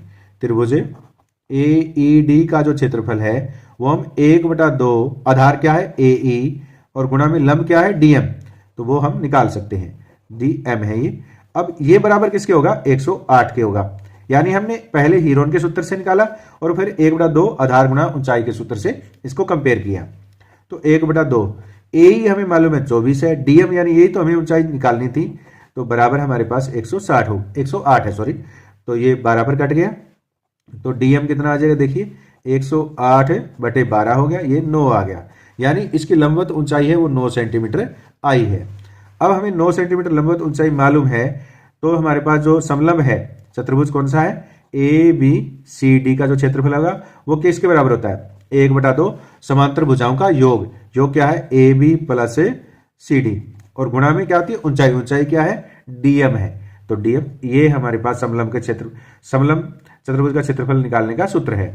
इसको हम प्रयोग करते हैं। 1/2, तो A B plus C D ये 12 है, और ये 36 है। कितना हो गया? 48 हो गई, और गुणा में हमारे पास डीएम कितना है? 9 है। तो इसको काटेंगे 24 पे कट गया, और 24 की 9 से गुणा करेंगे, 9 चौके 36, 3 9 दूनी 18, और 3 कितने हो गए? 21 हो गए। यानी 216 सेंटीमीटर स्क्वायर समलंब का क्षेत्रफल आया है। यह जो मान है वो हमारे पास ऑप्शन सी में दिया गया है। तो इस प्रकार ऑप्शन सी बिल्कुल सही है। तो इस प्रकार हमने क्वेश्चन नंबर 22 को सॉल्व किया। आइए अब हम क्वेश्चन नंबर 23 को सॉल्व करते हैं। क्वेश्चन नंबर 23 है, यदि किसी निश्चित दिन में 5 सेंटीमीटर वर्षा हुई तो उस दिन 1 हेक्टेयर खेत में कितने लीटर पानी गिरा? तो 1 हेक्टेयर क्या होता है? 1 हेक्टेयर खेत की जो लंबाई और चौड़ाई होती है वो 100 मीटर और 100 मीटर होती है। तो 1 हेक्टेयर का क्षेत्रफल कितना हो जाएगा? 100 मीटर गुणा में 100, तो हमारे पास कितना हो गया? ये हमारे पास हो गया 10,000 मीटर स्क्वायर, ये इसका क्षेत्रफल हो गया। और इसमें वर्षा कितनी गिरी है? 5 सेंटीमीटर गिरी है। तो इसको 5 सेंटीमीटर से गुणा कर दो, तो 10,000 गुणा में हमारे पास 5 सेंटीमीटर को हम मीटर में कन्वर्ट कर लेते हैं, तो 5/100 हो गया। तो 2 0 से 2 0 कट गई। इसका मतलब 500 मीटर जो है क्यूब इसमें वर्षा गिरी है। अब हमने इसको लीटर में कन्वर्ट करना है, तो हमें मालूम है, तो 1 मीटर क्यूब में 1000 लीटर पानी होता है। तो देखिए हमें 500 मीटर क्यूब में बताना है कि कितना लीटर पानी है, तो 1000 को हम 500 से गुणा कर देते हैं। तो ये हमारे पास 5 3 0 ये है, और 2 0 ये हो गई है। 5 लाख लीटर जो है वो वर्षा खेत में गिरी है। यह जो मान है वो ऑप्शन बी में दिया गया है। तो इस प्रकार ऑप्शन बी बिल्कुल सही है। इस प्रकार हमने क्वेश्चन नंबर 23 को सॉल्व किया। आइए अब हम क्वेश्चन नंबर 24 को सॉल्व करते हैं। नेक्स्ट क्वेश्चन नंबर 24 है, एक ठोस घन को समान आयतन वाले 2 घनाभों में काटा जाता है। दिए गए घन के कुल सतह क्षेत्रफल और एक घनाभ के कुल सतह क्षेत्रफल का अनुपात ज्ञात कीजिए। तो देखिए एक ठोस घन दिया गया है, पहले हम ठोस घन बना लेते हैं। तो ये हमारे पास है ठोस घन है, ये हमारे पास एक ठोस घन है। इसकी भुजा जो है लंबाई चौड़ाई ऊंचाई और हम ए मान लेते हैं, ये लंबाई है, ये चौड़ाई है, और ये इसकी ऊंचाई है। तो देखिए घन को समान आयतन वाले 2 घनाभों में काटा जाता है, यानी इसको आधा काट दिया जाता है, इस प्रकार आधा इसको काट दिया जाता है। तो अब ये हमारे पास है टोटल ए था, तो ये भुजा a/2 और a/2 रह गई है। ये लंबाई है वो a/2 हो गई है, चौड़ाई उतनी है और ऊंचाई उतनी है। तो अब हमने इनके घन और घनाभ के कुल सतह क्षेत्रफल का अनुपात ज्ञात करना है। तो घन का पृष्ठीय क्षेत्रफल कितना होता है, सतह क्षेत्रफल का मतलब है पृष्ठीय क्षेत्रफल, तो 6 गुणा में भुजा का स्क्वायर होता है। अब घनाभ का निकालते हैं, घनाभ का पृष्ठीय क्षेत्रफल, घनाभ का पृष्ठीय क्षेत्रफल का सूत्र होता है 2 लंबाई कितनी है a/2 है, गुणा में चौड़ाई a है इसकी, फिर लंबाई गुणा चौड़ाई होगी, चौड़ाई गुणा ऊंचाई भी a है प्लस फिर ऊंचाई गुणा में लंबाई हो जाएगी, वो है हमारे पास a/2 है। अब देखिए तो 2 ये कितना हो गया a² 2 हो गया प्लस a² हो गया। इसको हम सोल्व करते हैं तो देखिए 2 लघुत्तम हमारे पास 2 है, a² plus 2a² plus a² हो गया। ये हमारे पास 2 गुणा में 4a² आ गया, 2 से 2 कट गया, ये कितना आ गया 4a² हो गया। अब हमने इनका अनुपात निकालना है। पहले हमारे पास जो घन का अनुपात है, घन का जो क्षेत्रफल है वो 6a² है और घनाभ का है वो 4a² है। ये कट गया 3 और 2 पे कट गया, यानी 3:2 आया है। यह जो मान है वो ऑप्शन डी में दिया गया है। इस प्रकार ऑप्शन डी बिल्कुल सही है। इस प्रकार हमने क्वेश्चन नंबर 24 को सॉल्व किया। आइए अब हम क्वेश्चन नंबर 25 को सॉल्व करते हैं। क्वेश्चन नंबर 25 है 8.9 सेंटीमीटर लंबे और 5.4 सेंटीमीटर चौड़े आयत के रूप में तार के टुकड़े को नया आकार दिया जाता है और एक वृत्त के रूप में मोड़ दिया जाता है। वृत्त की त्रिज्या ज्ञात कीजिए, सेंटीमीटर में हमें ज्ञात करनी है। इसका मतलब ये हुआ आयत का जो परिमाप है वही वृत्त की परिधि के बराबर है। देखिए तो वृत्त की जो परिधि है वो बराबर होगी किसके, वो हमारे पास आयत के परिमाप के बराबर होगी। अब इसका हम आयत का परिमाप, इसका हम प्रयोग करके हम वृत्त की त्रिज्या ज्ञात करेंगे। तो वृत्त की परिधि का सूत्र क्या होता है 2πr होता है, हमने त्रिज्या r मान ली और आयत का परिमाप क्या होता है 2 लंबाई कितनी है 8.9 प्लस चौड़ाई कितनी है 5.4, तो ये आयत का परिमाप होता है।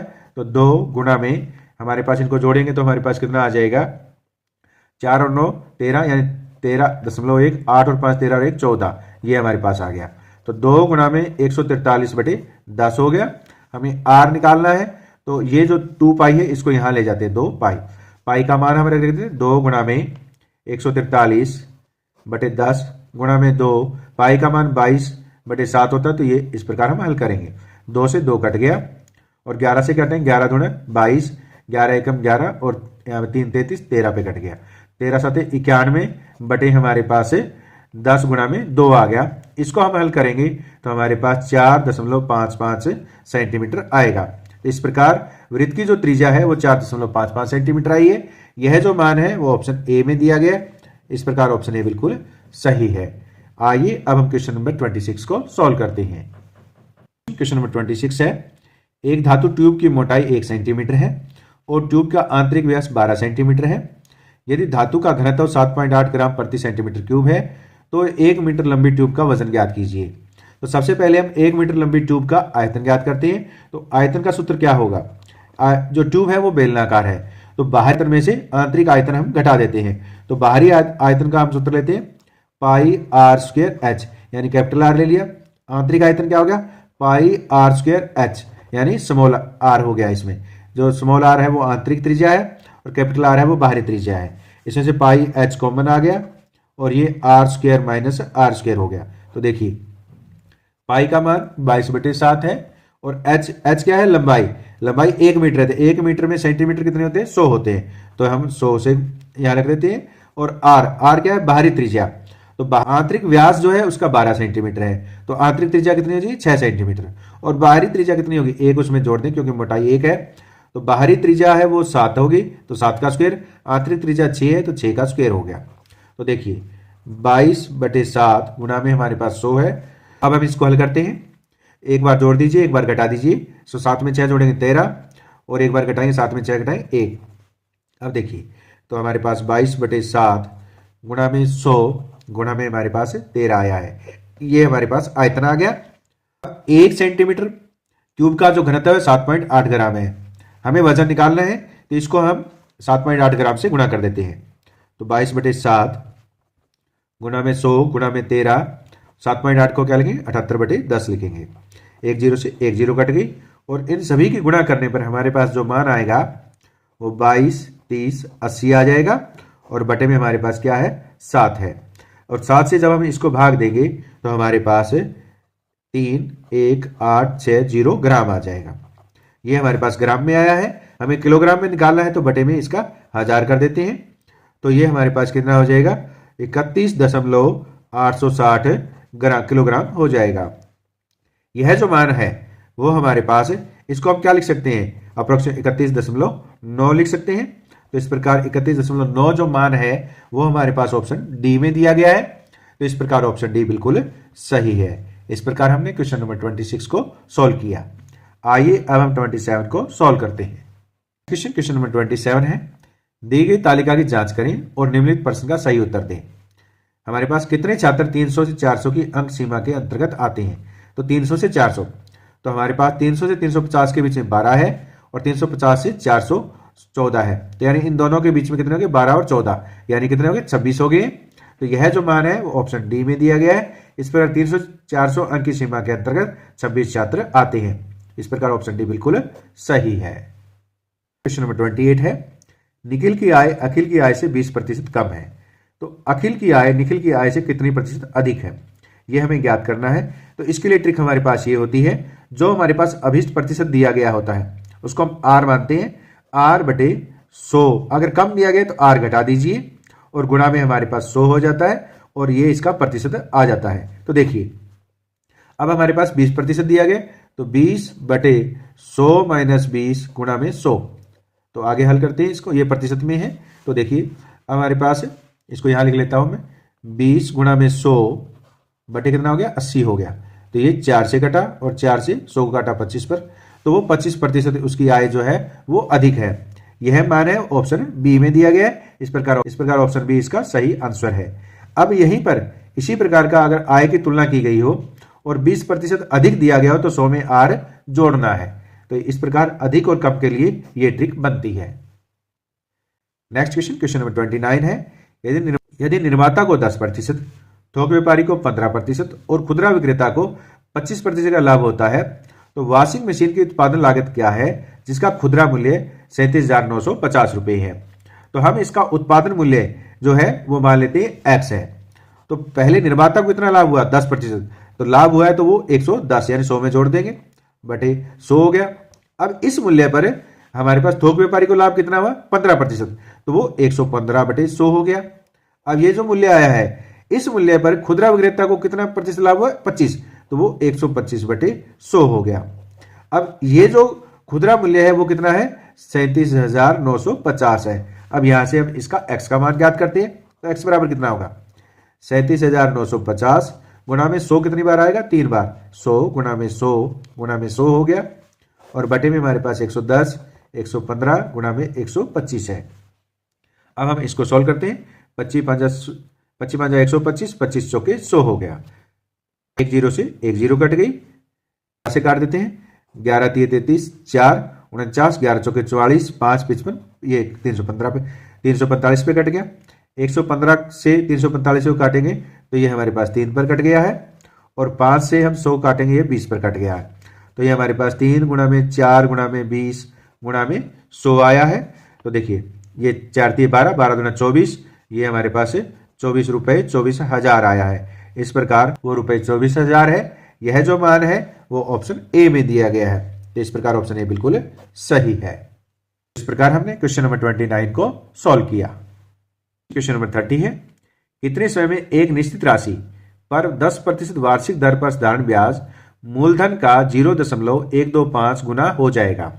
तो हम मूलधन है वो हम 100 मान लेते हैं। तो मूलधन का हमारे पास 0.125, तो दशमलव हटा दो, 125 बटे हमारे पास कितना हो गया 1000 हो गया। ये हो गया। अब ये जो मूलधन हुआ है वो किसका हुआ 10% वार्षिक दर से साधारण ब्याज।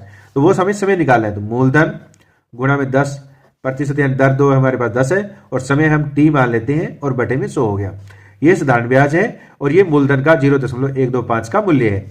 अब हम इसको हल करते हैं। 2 जीरो से 2 जीरो कट गई और ये 2 जीरो से 2 जीरो यहां कट गई। तो 10 गुणा में टी बराबर हमारे पास कितना आ गया 125 बटे 10 आ गया है। हमें टी निकाला है तो 125 बटे 10 गुणा में 10 ये हो गया।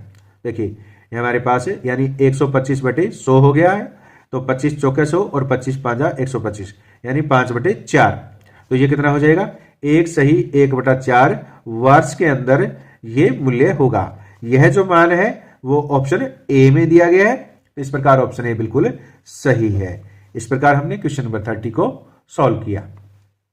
नेक्स्ट क्वेश्चन, क्वेश्चन नंबर 31 है, -15 की पावर -1 को किस संख्या से विभाजित किया जाना चाहिए ताकि भागफल -5 की पावर -1 हो। देखिए -15 की पावर -1 को हम x से भाग देते हैं तो हमें भागफल -5 की पावर -1 मिलता है। अब हम इसको हल करते हैं, 1 इसको नीचे लाएंगे तो -15 की पावर 1 हो जाएगी, गुणा में x है, इसको भी नीचे लाएंगे तो -5 की पावर 1 हो जाएगी, माइनस से माइनस कट गया। तो देखिए हमारे पास 1/x बराबर 15/5 हो गया, 15 उधर चला गया और ये 3 पर कट गया। तो देखिए 3 आ गया। तो आगे हम सोल्व करते हैं। x का मान क्या हो जाएगा, x का मान 1/3 हो जाएगा, यानी x बराबर 3 है तो x बराबर 1/3 हो गया, यानी 3 की पावर -1 हो गया। तो इस प्रकार -15 की पावर -1 को 3 की पावर -1 से भाग देंगे तो भागफल -5 की पावर -1 आएगा। यह जो मान है वो ऑप्शन ए में दिया गया है। तो इस प्रकार ऑप्शन ए बिल्कुल सही है। नेक्स्ट क्वेश्चन, क्वेश्चन नंबर 32 है, यदि 2 की पावर n-7 और 5 की पावर n-4 बराबर 1250 है तो n का मान ज्ञात कीजिए। तो देखिए 2 की पावर n-7 गुणा में 5 की पावर n-4 बराबर है 1250। अब हम यहां पर 1250 के जब गुणनखंड करेंगे तो 2 गुणा में 5 गुणा में 5 गुणा में 5 गुणा में 5 आएगा। तो देखिए 5 5 25, 25 5 125, 125 को 5 से गुणा करेंगे 625, 625 के 2 से गुणा करेंगे तो 1250 आ जाएगा।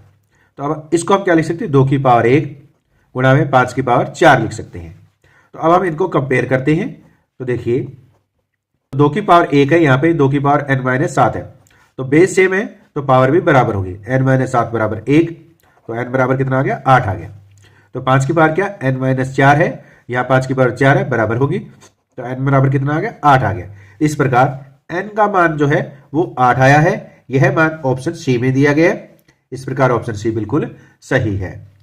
क्वेश्चन नंबर 33 है, 15 आदमी एक दिन में एक निश्चित ऊंचाई तक 16.25 मीटर लंबी दीवार बना सकते हैं। एक दिन में समान ऊंचाई लेकिन 26 मीटर लंबी दीवार बनाने के लिए कितने आदमी लगाए जाने चाहिए। तो ये सीधा अनुपात है, इसको इस प्रकार हल करते हैं। 15 जो है वो 16.25 मीटर लंबाई की दीवार है वो बना सकते हैं। अब देखिए, अब हम मान लेते हैं कि x आदमी जो है वो 26 मीटर को बनाते हैं। तो इसको हम हल करेंगे तो यह हो जाएगा 15/16.25 बराबर x/26 हो गया। इसको आगे हल करेंगे तो 15 गुणा में 26/1625 गुणा में 100 हो गया। तो इसको आगे हल करते हैं तो अब हम इसको 5 से काटे, 5 दिए 15 हो गया, 5 दिए 15 और हमारे पास 12, 5 दूनी 10, फिर 2 25, ये हमारे पास 325 पर कट गया। अब हम इसको 25 से काटते हैं, 25 चौके 100 और ये हमारे पास है 12 13 पे कट गया, और 13 से 26 को काटेंगे 2 पर कट गया, 3 दूनी 6, 6 चौके 24। इस प्रकार x का जो मान है वो 24 आया है, यानी हमें 24 आदमी जो है 24 आदमी है 26 मीटर लंबी दीवार को बना सकते हैं। तो यह जो मान है वो ऑप्शन सी में दिया गया है। तो इस प्रकार ऑप्शन सी बिल्कुल सही है। इस प्रकार हमने क्वेश्चन नंबर 33 को सॉल्व किया। क्वेश्चन नंबर 34 है, एक महिला ने टॉफी के 2 पार्सल खरीदे, प्रत्येक पार्सल में समान संख्या थी। हम जो प्रत्येक पार्सल में टॉफियों की संख्या वो x मान लेंगे। उसने पहला पैक 25 पैसे प्रति टॉफी के हिसाब से खरीदा। तो देखिए, तो पहले का जो मूल्य है वो कितना होगा, x गुणा में 25 पैसे हो गया, प्लस और पैक 65 पैसे प्रति 3 टॉफी से खरीदा। तो कुल जो टॉफियां हैं वो x है, तो x/3 का जो मूल्य है उसको 65 से गुणा करने पर हमें मिल जाएगा। तो ये हमारे पास कुल मूल्य उसने खरीदा। अब इसको हम मूल्य निकालते हैं, कैसे, देखिए x कॉमन ले लेते हैं, तो ये हमारे पास 25 प्लस 65/3 हो गया।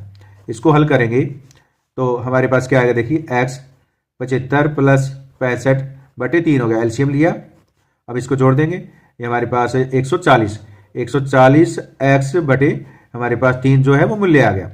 अब उसने इन्हें एक साथ मिलाया और 3 रुपये 50 पैसे प्रति दर्जन पर बेचा। उसका लाभ कितना होगा, तो उसने कितने में बेचा वो निकालते हैं। ये हमारे पास पैसे में दिए गए थे, इसके भी हम पैसे बना लेते हैं। तो हमारे पास है दोनों टॉफियां मिलाई, पहली कितनी थी x, दूसरी भी x है, तो कुल टॉफियां कितनी होगी 2x। तो 2x है 350 पैसे बटे हमारे पास कितने दर्जन का हिसाब है, तो 12 से हम भाग दे देते हैं। 2 से काटेंगे 6 पर कट गया, और 6 को हमारे पास 6 3 दूनी 6, और ये हमारे पास 175 आ गया। यानी 175 x बटे 3 में उसने बेच दिया, इतने में उसने खरीदा और इतने में बेच दिया, तो उसे क्या हुआ, लाभ हुआ। अब हम इसका लाभ निकालते हैं।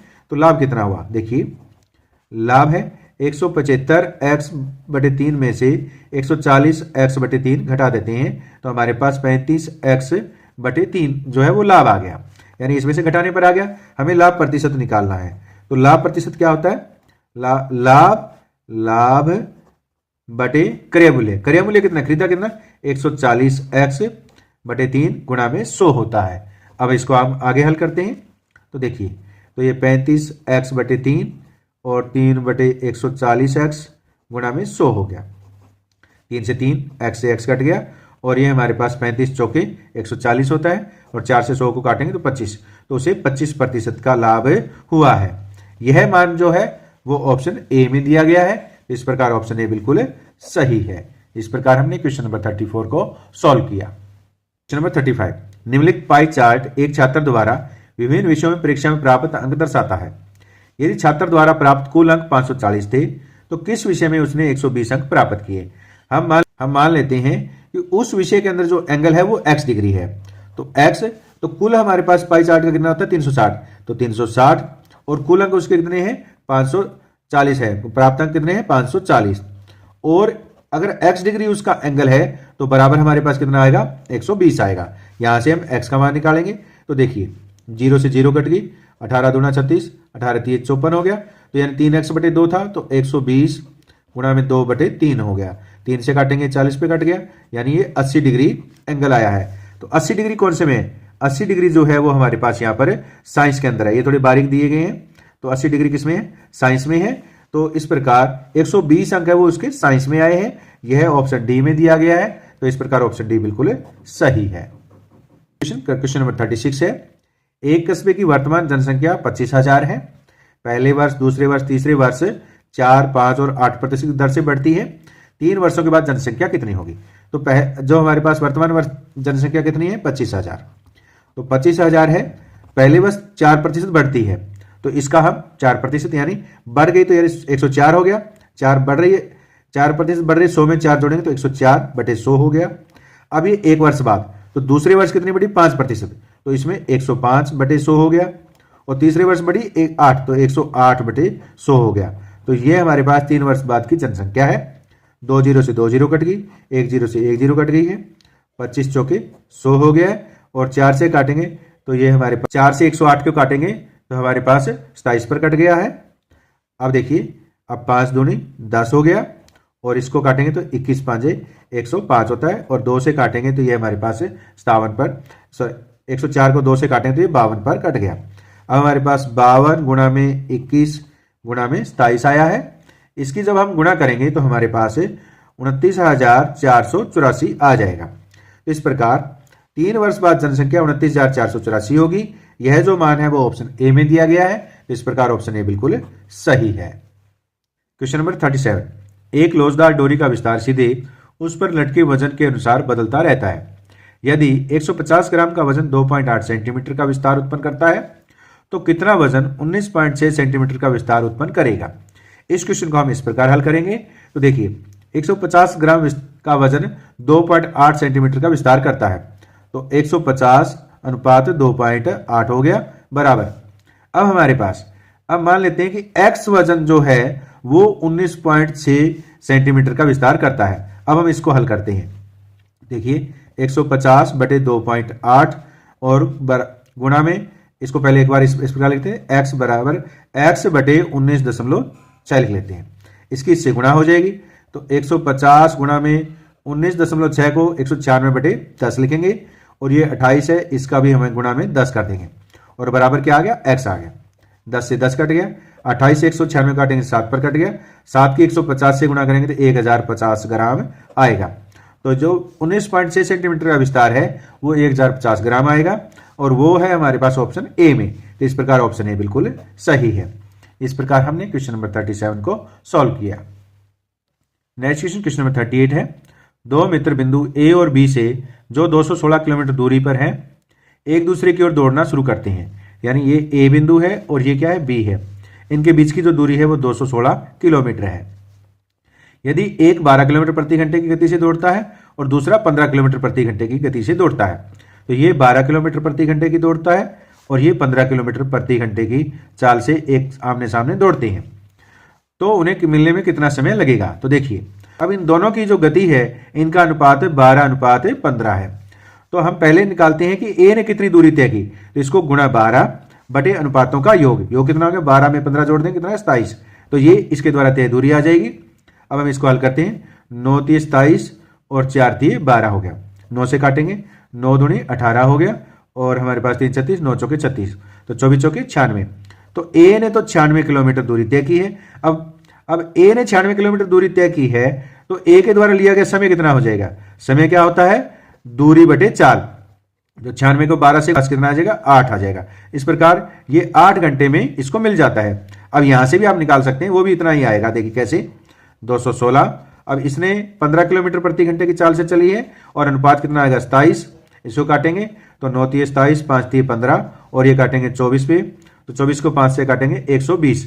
तो इसने 120 किलोमीटर तय की है दूरी। और अगर उसको दूरी को हम चाल से भाग देंगे तो भी हमारे पास 8 घंटे आएगा। इस प्रकार ये दोनों आपस में 8 घंटे बाद मिलेंगे। यह मान है ऑप्शन सी में दिया गया है। तो इस प्रकार ऑप्शन सी बिल्कुल सही है। नेक्स्ट क्वेश्चन, क्वेश्चन नंबर 39 है। दो संख्याओं का गुणनफल 1575 है, उनका भागफल 9/7 है, संख्याएं ज्ञात कीजिए। इसको सोल्व करने की ट्रिक ये है कि इन दोनों की गुणा करके देख लीजिए कि किसकी गुणा 1575 आएगी। तो यानी इकाई अंक यहाँ पर 5 है, तो इकाई अंक 5 को 5 से गुणा करेंगे, 5 आएगा, यानी 5 × 25। और 3 की हम 2 से गुणा करेंगे तो ये 6 आएगा। तो ये नहीं है, ये 6 आएगा। यहाँ 5 की 0, 45 की 35 से गुणा करते हैं तो हमारे पास 1575 आ जाता है। इस प्रकार संख्या यही है।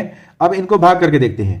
45 को 35 से भाग देंगे तो हमारे पास 9 × 5 = 45 और 7 × 5 = 35, यानी 9/7 आएगा। इस प्रकार इसका जो संख्याएं हैं वो 35 और 45 होंगी। यह मान है ऑप्शन ए में दिया गया है। तो इस प्रकार ऑप्शन ए बिल्कुल सही है। नेक्स्ट क्वेश्चन, क्वेश्चन नंबर 40 है। एक वर्गाकार धातु की शीट की भुजा 14 सेंटीमीटर है। इसमें से सबसे बड़ी व्यास की एक गोलाकार शीट काटकर हटा दी गई है। शेष धातु की शीट का क्षेत्रफल सेंटीमीटर में ज्ञात कीजिए। तो ये हमारे पास एक वर्गाकार शीट है, इसमें से एक वृत्ताकार शीट जो है वो घटा दी गई है। अब इसका व्यास है वो 14 सेंटीमीटर। वर्गाकार धातु की शीट की भुजा है वो 14 सेंटीमीटर है, तो इस जो वृत्त बना है इसके भी व्यास जो है वो 14 सेंटीमीटर होगा। तो बची हुई शीट का हमें क्षेत्रफल ज्ञात करना है। तो क्या होगा, वर्ग का क्षेत्रफल में से हम वृत्त का क्षेत्रफल घटा देते हैं तो हमारे पास शेष शीट का क्षेत्रफल आ जाता है। तो वर्ग का क्षेत्रफल क्या होता है, भुजा गुणा में भुजा, तो वो कितना है, 14 गुणा में 14 हो गया, माइनस वृत्त का क्षेत्रफल क्या होता है, πr²। तो r कितना है, व्यास 14 सेंटीमीटर है, तो त्रिज्या कितनी हो जाएगी, 7 हो जाएगी। तो यानी 7 गुणा में 7 हो जाएगा। आगे हल करते हैं। 14 की 14 से गुणा करेंगे तो हमारे पास 196 आएगा, माइनस 22/7 गुणा में 7 गुणा में 7, 7 से 7 कट गया, 196 माइनस 7 दूनी 14, 7 दूनी 14 = 15। अब इसको घटाएंगे तो हमारे पास कितना आएगा, 42 सेंटीमीटर स्क्वायर आ जाएगा। तो बचे हुई शीट का जो क्षेत्रफल है वो 42 सेंटीमीटर स्क्वायर आया है। यह जो मान है वो ऑप्शन बी में दिया गया है। इस प्रकार ऑप्शन बी बिल्कुल सही है। तो इस प्रकार हमने क्वेश्चन नंबर 40 को सॉल्व किया। नेक्स्ट क्वेश्चन, क्वेश्चन नंबर 41 है। स्मिथ और थॉमस एक काम को 72 दिनों में कर सकते हैं। थॉमस और क्लार्क इसे 120 दिनों में कर सकते हैं। स्मिथ और क्लार्क इसे 90 दिनों में कर सकते हैं। स्मिथ, थॉमस और क्लार्क एक साथ कार्य करते हुए इसे कितने समय में पूरा कर सकते हैं। तो यह क्वेश्चन समय और कार्य वाला है। इसके लिए ट्रिक हमारे पास ये है, स्मिथ और थॉमस एक काम को 72 दिनों में करते हैं, तो एक दिन में वो कार्य कितना भाग करेंगे, इसको पलट दीजिए, यानी 1/72 भाग करेंगे। तो इसको हम इस प्रकार लिखेंगे, स्मिथ और थॉमस का एक दिन का कार्य है, वो कुल कार्य 72 दिनों में करते हैं, तो वो 1/72 भाग एक दिन में करेंगे। अब दूसरे हमारे पास थॉमस और क्लार्क है, तो थॉमस और क्लार्क वो जो है इस कार्य को 120 दिनों में पूरा करेंगे। तो एक दिन में वो कितना भाग करेंगे, वो 1/120 करेंगे। और उसके बाद हमारे पास स्मिथ और क्लार्क है।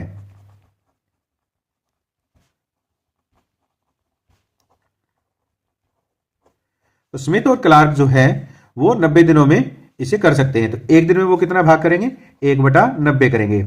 अब इसमें पूछा है तीनों मिल करके स्मिथ, थॉमस और क्लार्क एक साथ कार्य करते हुए इसे कितने दिनों में पूरा करेंगे। इनको हम जोड़ते हैं, तो जोड़ेंगे तो कितना आएगा। स्मिथ कितने, एक स्मिथ और स्मिथ, दो स्मिथ है, दो हमने कॉमन ले लिया, ये स्मिथ हो गया हमारे पास,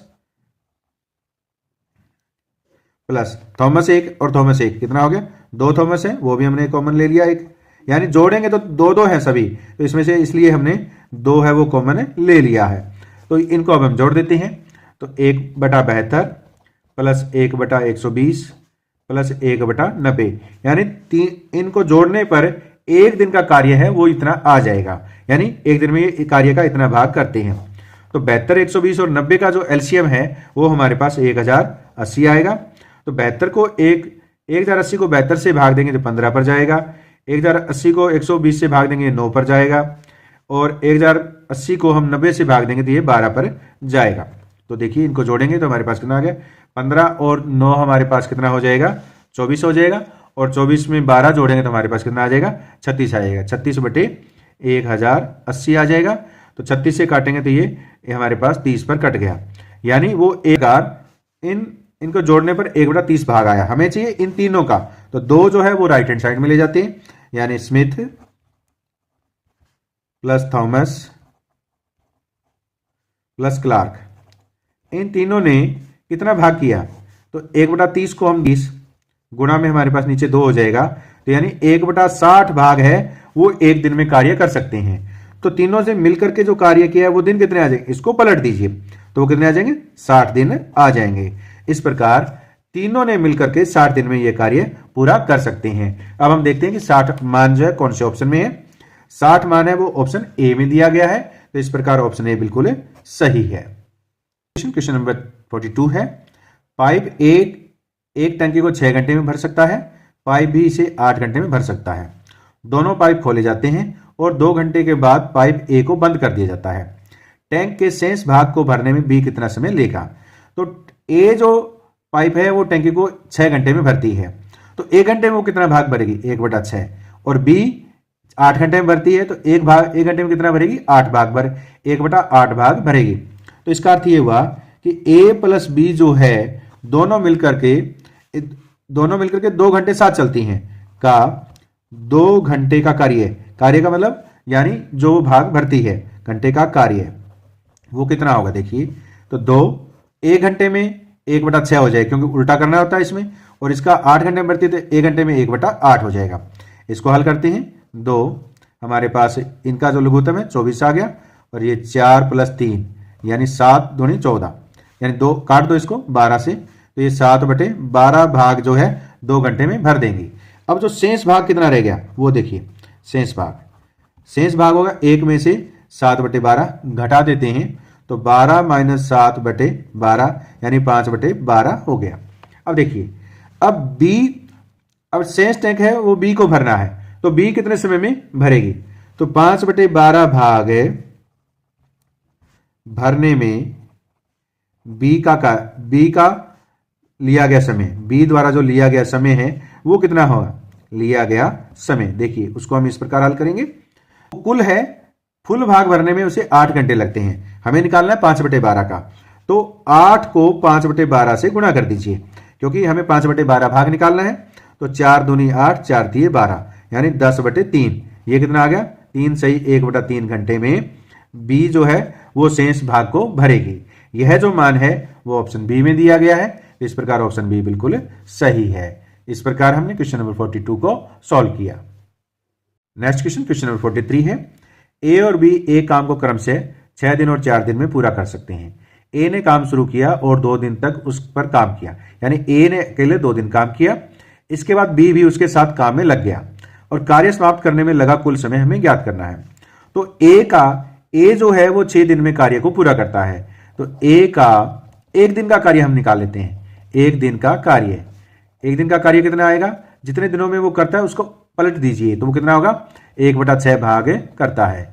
तो हमें कितना निकालना है, 2 दिन का कार्य, तो 2 दिन का कार्य कैसे निकलेगा? तो 2 से इसको गुणा कर देते हैं, 1/6, तो यानी उसने 1/3 भाग जो है वो 2 दिन में काम कर दिया। अब शेष भाग कितना रह गया?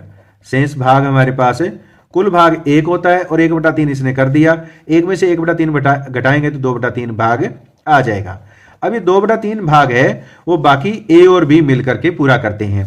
अब देखते हैं कि बी का 1 दिन का कार्य कितना है। बी का 1 दिन का कार्य है, तो देखिए बी जो है वो 4 दिन में पूरा करता है, तो 1 दिन में कितना करेगा? 1/4 भाग वो करेगा। अब हमें निकालना है कि ए और बी का 1 दिन का दोनों कितना कर सकते हैं। ए प्लस बी का 1 दिन का कार्य, यानी ए करता है 1/6 भाग और बी करता है 1/4 भाग।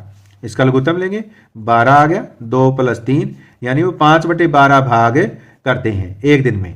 और हमारे पास भाग कितना है? 2/3 है, तो इसके लिए दिन कितने लगेंगे? तो वो इसको निकालने का जो हमारे पास ये होता है कि 5/12 भाग काम करने में उन्हें 1 दिन लगता है, तो 1 भाग करने में कितना लगेगा? 1/5/12 यानी वो कितना हो गया? 12/5। और हमें कितना भाग करना है? भाग हमें करना है 2/3, तो 2/3 भाग करने में कितना समय लगेगा? 12/5 गुणा में 2/3, तो ये काटेंगे, 4 पर कट गया, यानी ये 8/5 आ गया। अब इस प्रकार दोनों ने जो मिलकर के काम किया है वो 8/5 दिन में किया है, ये दिन है। और पहले ए ने अकेले कितने दिन काम किया? 2 दिन, तो कुल दिन कितने हो जाएंगे वो जोड़ दीजिए। 2 में 8/5 दिन जोड़ेंगे तो 5 दूनी 10 + 8/5 यानी कुल वो 18/5 दिन में पूरा कर देंगे। तो इस प्रकार हमने क्वेश्चन नंबर 43 को सॉल्व किया, जिसका मान है वो 18/5 दिन आया है। यह जो ऑप्शन है वो बी में दिया गया, इस प्रकार ऑप्शन बी बिल्कुल सही है। आइए अब हम क्वेश्चन नंबर 44 को सॉल्व करते हैं। क्वेश्चन 44 है, विशाखा अपनी दुकान पर सभी वस्तुओं पर 20% की छूट देती है और फिर भी उसे 12% का लाभ कमाती है, और अंकित मूल्य अगर 280 रुपए है तो वस्तु का लागत मूल्य यानी क्रय मूल्य हमें ज्ञात करना है। तो अंकित मूल्य हमारे पास कितना दे रखा है? वो अंकित मूल्य दे रखा है वो है रुपए 280। अब अंकित मूल्य पर वो उसे 20% की छूट देती है, तो छूट जो हमारे पास है वो 20% दी गई है, यानी बट्टा जो है वो 20% है। तो अब वो विक्रय मूल्य यानी बेचती कितने में है वो देखिए। तो ये हमारे पास अंकित मूल्य, छूट दी गई है तो घटा दीजिए किसमें? 100 में से। 100 में से 20 घटाएंगे, 80/100, ये हमारे पास विक्रय मूल्य आ जाएगा। तो 28 की 8 से गुणा करेंगे तो हमारे पास रुपए 224 आएगा, ये विक्रय मूल्य हो गया। और विक्रय, अब लाभ कितना होता है उसे? 12%। तो अब हमें क्रय मूल्य निकालना है, तो अब क्रय मूल्य हम x मान लेते हैं, तो x पर उसे 12% का लाभ हुआ, यानी 112/100 बराबर विक्रय मूल्य। हमारे पास कितना होगा? 224, ये हमारे पास विक्रय मूल्य आ गया। हमें क्रय मूल्य चाहिए, तो 224 गुणा में 100/112, ये 2 पर कट गया, तो हमारे पास कितना हो गया? रुपए 200 हो गया। तो इस प्रकार जो उसका लागत मूल्य है यानी क्रय मूल्य है वो रुपए 200 आया है। यह मान है ऑप्शन डी में दिया गया है, तो इस प्रकार ऑप्शन डी बिल्कुल सही है। तो इस प्रकार हमने क्वेश्चन नंबर 44 को सॉल्व किया। नेक्स्ट क्वेश्चन नंबर 45 है, दो संख्याओं का योग 2490 है। यदि एक संख्या का 6.5% दूसरी संख्या के 8.5% के बराबर है तो बड़ी संख्या ज्ञात कीजिए। तो हम एक संख्या मान लेते हैं x है और दूसरी संख्या है वो कितनी होगी? 2490 माइनस x हो जाएगी। तो इस संख्या का मान लेते हैं कि 6.5%। 6.5 का मतलब 65/10 और प्रतिशत है तो बटे में कितना आ गया? 100 आ गया। तो ये बराबर होगा इस संख्या के 8.5% के। तो 8.5 को हम क्या लिखेंगे? 85/10 लिखेंगे और प्रतिशत के लिए बटे में 100 लगा देंगे। तो ये इनका क्या है? बराबर है। तो देखिए, तो ये 10 से 10 और 100 से 100 कट गया, तो x गुणा 65 बटे हमारे पास 85 आ गया। तो 5 से काटेंगे, 13 5 65, 17 5 85 हो गया, बराबर हमारे पास 2490 माइनस x हो जाएगा, यानी 13x बटे 17 और x को हम लेफ्ट हैंड साइड लेते हैं, बराबर हमारे पास 2490 आएगा। एलसीएम हमारे पास 13x प्लस 17x बराबर हमारे पास 2490 है। ये कितना हो गया? 30x बटे 17 बराबर हमारे पास 2490 है। तो x बराबर कितना हो जाएगा? 2490 गुणा में 17 बटे 30 हो गया, 0 से 0 कट गई, 8 3 24, 3 3 9 हो गया। 17 की 83 से गुणा करेंगे तो हमारे पास 1411 आएगा। यही मान बड़ा है क्योंकि 2490 में से 1411 घटाएंगे तो वो संख्या 1079 आएगी जो इससे छोटी होगी। तो बड़ी संख्या पूछी है तो बड़ी संख्या ज्ञात कीजिए। तो बड़ी संख्या कितनी है? 1411 है। तो यह ऑप्शन बी में दिया गया। इस प्रकार ऑप्शन बी बिल्कुल सही है। क्वेश्चन 46 है, मोहन की आय 15,500 रुपये प्रति माह है। वह अपनी आय का 11% बचाता है। यदि उसका आय 10% बढ़ जाती है तो वह अपनी बचत 1% कम कर देता है। वह कितनी बचत करता है? तो देखिए अब उसकी आय कितनी बढ़ गई है? 10% बढ़ गई है। तो 10% इसका हमें निकालना है। तो 15,500 का हमारे पास 10% बढ़ गई है तो यानी 110 कर देते हैं बटे 100। तो क्योंकि 10% बढ़ी 100 में 10 जोड़ दिया 110। 2 जीरो से 2 जीरो कट गई है तो हमारे पास कितना आ जाएगा? 0। 11 5 55 5, 11 55 5 और 11 5 55 और हमारे पास 5 था तो वो 60 हो गया यानी 6। 11 और 6 कितना हो गया? 17। तो अब आय इसकी कितनी है? 17,050 है। अब वो बचत है 1% कम कर देता है। तो पहले बचत कितनी कर रहा था? 11%। तो अब कम कर देता है तो कितना कर देता है? 11 में 1 गया 10। तो अब हमें इसका 10% निकालना है। तो 10 बटे 100 तो 0 से 0 तो ये आ गया 1705 रुपये। तो अब वो बचत करता है वो 1,705 रुपये की करता है। यह मान है ऑप्शन ए में दिया गया है। इस प्रकार ऑप्शन ए बिल्कुल सही है। क्वेश्चन नंबर 47 है, एक त्रिभुज की दो भुजाओं की लंबाई 6 सेंटीमीटर और 8 सेंटीमीटर है। तीसरे भुजा की न्यूनतम और अधिकतम लंबाई क्या होगी? तो न्यूनतम लंबाई के लिए हम इनका अंतर करते हैं। तो 8 में से 6 गए तो हमारे पास कितना आएगा? 2 आएगा। तो 2 सेंटीमीटर से ज्यादा होनी चाहिए न्यूनतम लंबाई। और तीसरी भुजा की अधिकतम लंबाई के लिए हम इनको जोड़ देते हैं। तो 8 में 6 जोड़ देंगे तो हमारे पास कितना आ जाएगा? 14। यानी हम एक लाइन 6 सेंटीमीटर है और दूसरी अगर 8 सेंटीमीटर है तो जोड़ेंगे तो 14 सेंटीमीटर एक ही भुजा बनेगी। यानी 14 सेंटीमीटर से छोटी और 2 सेंटीमीटर से बड़ी होनी चाहिए। तो 2 सेंटीमीटर से बड़ी का मान क्या है? यहाँ पर 4 है और छोटी कौन सी है? 12 है। तो यानी न्यूनतम लंबाई है वो 4 सेंटीमीटर होगी और अधिकतम लंबाई है वो 12 सेंटीमीटर हो सकती है। तो इन चारों ऑप्शन में ऑप्शन सी बिल्कुल सही है। क्वेश्चन नंबर 48 में एक केंद्र के चारों ओर 60 डिग्री घूमने के बाद एक आकृति बिल्कुल अपनी मूल स्थिति के समान दिखती है। आकृति के अन्य किन कोणों पर ऐसा नहीं होगा? तो 150 पर, एक 480 पर और 180 पर वो मूल स्थिति जैसी दिखती है, लेकिन 120 डिग्री कोण पर वो मूल स्थिति जैसी दिखाई नहीं देती। इस प्रकार 48 का ऑप्शन है वो ए सही है। नेक्स्ट क्वेश्चन, क्वेश्चन नंबर 49 है। नेक्स्ट क्वेश्चन 49 है, खान और सोहेब ने अपनी उम्र का अनुपात लेने का फैसला लिया और यह क्रम से 5:4 निकला। अब से 3 वर्ष बाद उनकी आयु का अनुपात 11:9 होगा। सोहेब की वर्तमान आयु में क्या है? तो पहले खान है तो खान की हम मान लेते हैं कि 5x है और जो सोहेब की है वो 4x है। तो इनका अनुपात ये हो गया। अब 3 वर्ष बाद की बात हो रही है। अब से 3 वर्ष बाद तो 3 जोड़ दीजिए दोनों में। 3 हमने जोड़ दिया। अब अनुपात कितना हो गया है? 11/9 हो गया है। देखिए अब इनको हल करते हैं। 9 की 5x प्लस 3 से गुणा करते हैं तो 45x प्लस 27 हो गया बराबर 11 की 4x से गुणा करेंगे 44x प्लस 11 की 3 से 33 हो गया। तो देखिए 45x माइनस 44x बराबर 33 माइनस 27। तो यानी x बराबर कितना आ गया? 6। 33 में 27 घटाएंगे 6 आ गया। हमें किसका मान निकालना है? हमें सोहेब की वर्तमान। सोहेब की कितनी है? 4x है तो 4 को 6 से गुणा करेंगे कितना आएगा? 24 वर्ष। तो सोहेब की जो वर्तमान आयु है वो 24 वर्ष है। यह मान है वो ऑप्शन बी में दिया गया। इस प्रकार ऑप्शन बी बिल्कुल सही है। नेक्स्ट क्वेश्चन, क्वेश्चन नंबर हमारे पास 50 है। पी किसी कार्य का 1/4 भाग 10 दिनों में कर सकता है और क्यू 40% काम 15 दिनों में कर सकता है। आर 1/3 काम 13 दिनों में कर सकता है।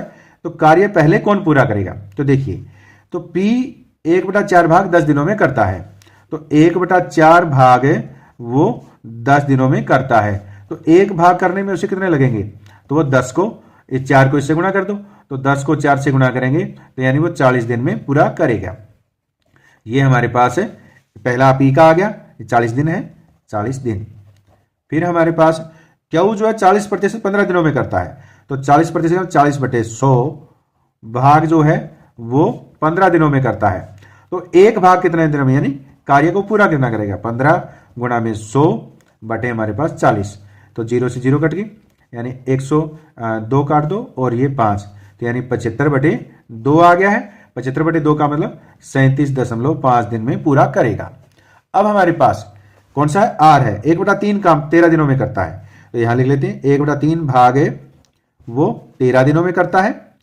और एक भाग कितने दिनों में, यानी पूरा कार्य कितना करेंगे, 13 गुणा में 3 यानी 39 दिन में करेगा। कहता है कि कार्य पहले कौन पूरा करेगा, सबसे कम दिन किसने लिए, बीच वाले ने, 40% कौन है, क्यू। तो क्यू जो है सबसे कम दिनों में कार्य को पूरा करेगा। यह मान ऑप्शन बी में दिया गया है। इस प्रकार ऑप्शन बी बिल्कुल सही आंसर है। इस प्रकार इस वीडियो में आपने मिशन बुनियाद एंट्रेंस एग्जाम लेवल 2 2024-26 को सॉल्व करना सीखा। उम्मीद है यह वीडियो आपको पसंद आया है। पसंद आया तो वीडियो को लाइक कीजिए और अपने दोस्तों के साथ शेयर कीजिए, और चैनल को सब्सक्राइब कर बेल आइकन को प्रेस कर ऑल को सिलेक्ट कीजिए ताकि नए वीडियो आने पर आपको नोटिफिकेशन प्राप्त हो सके। धन्यवाद।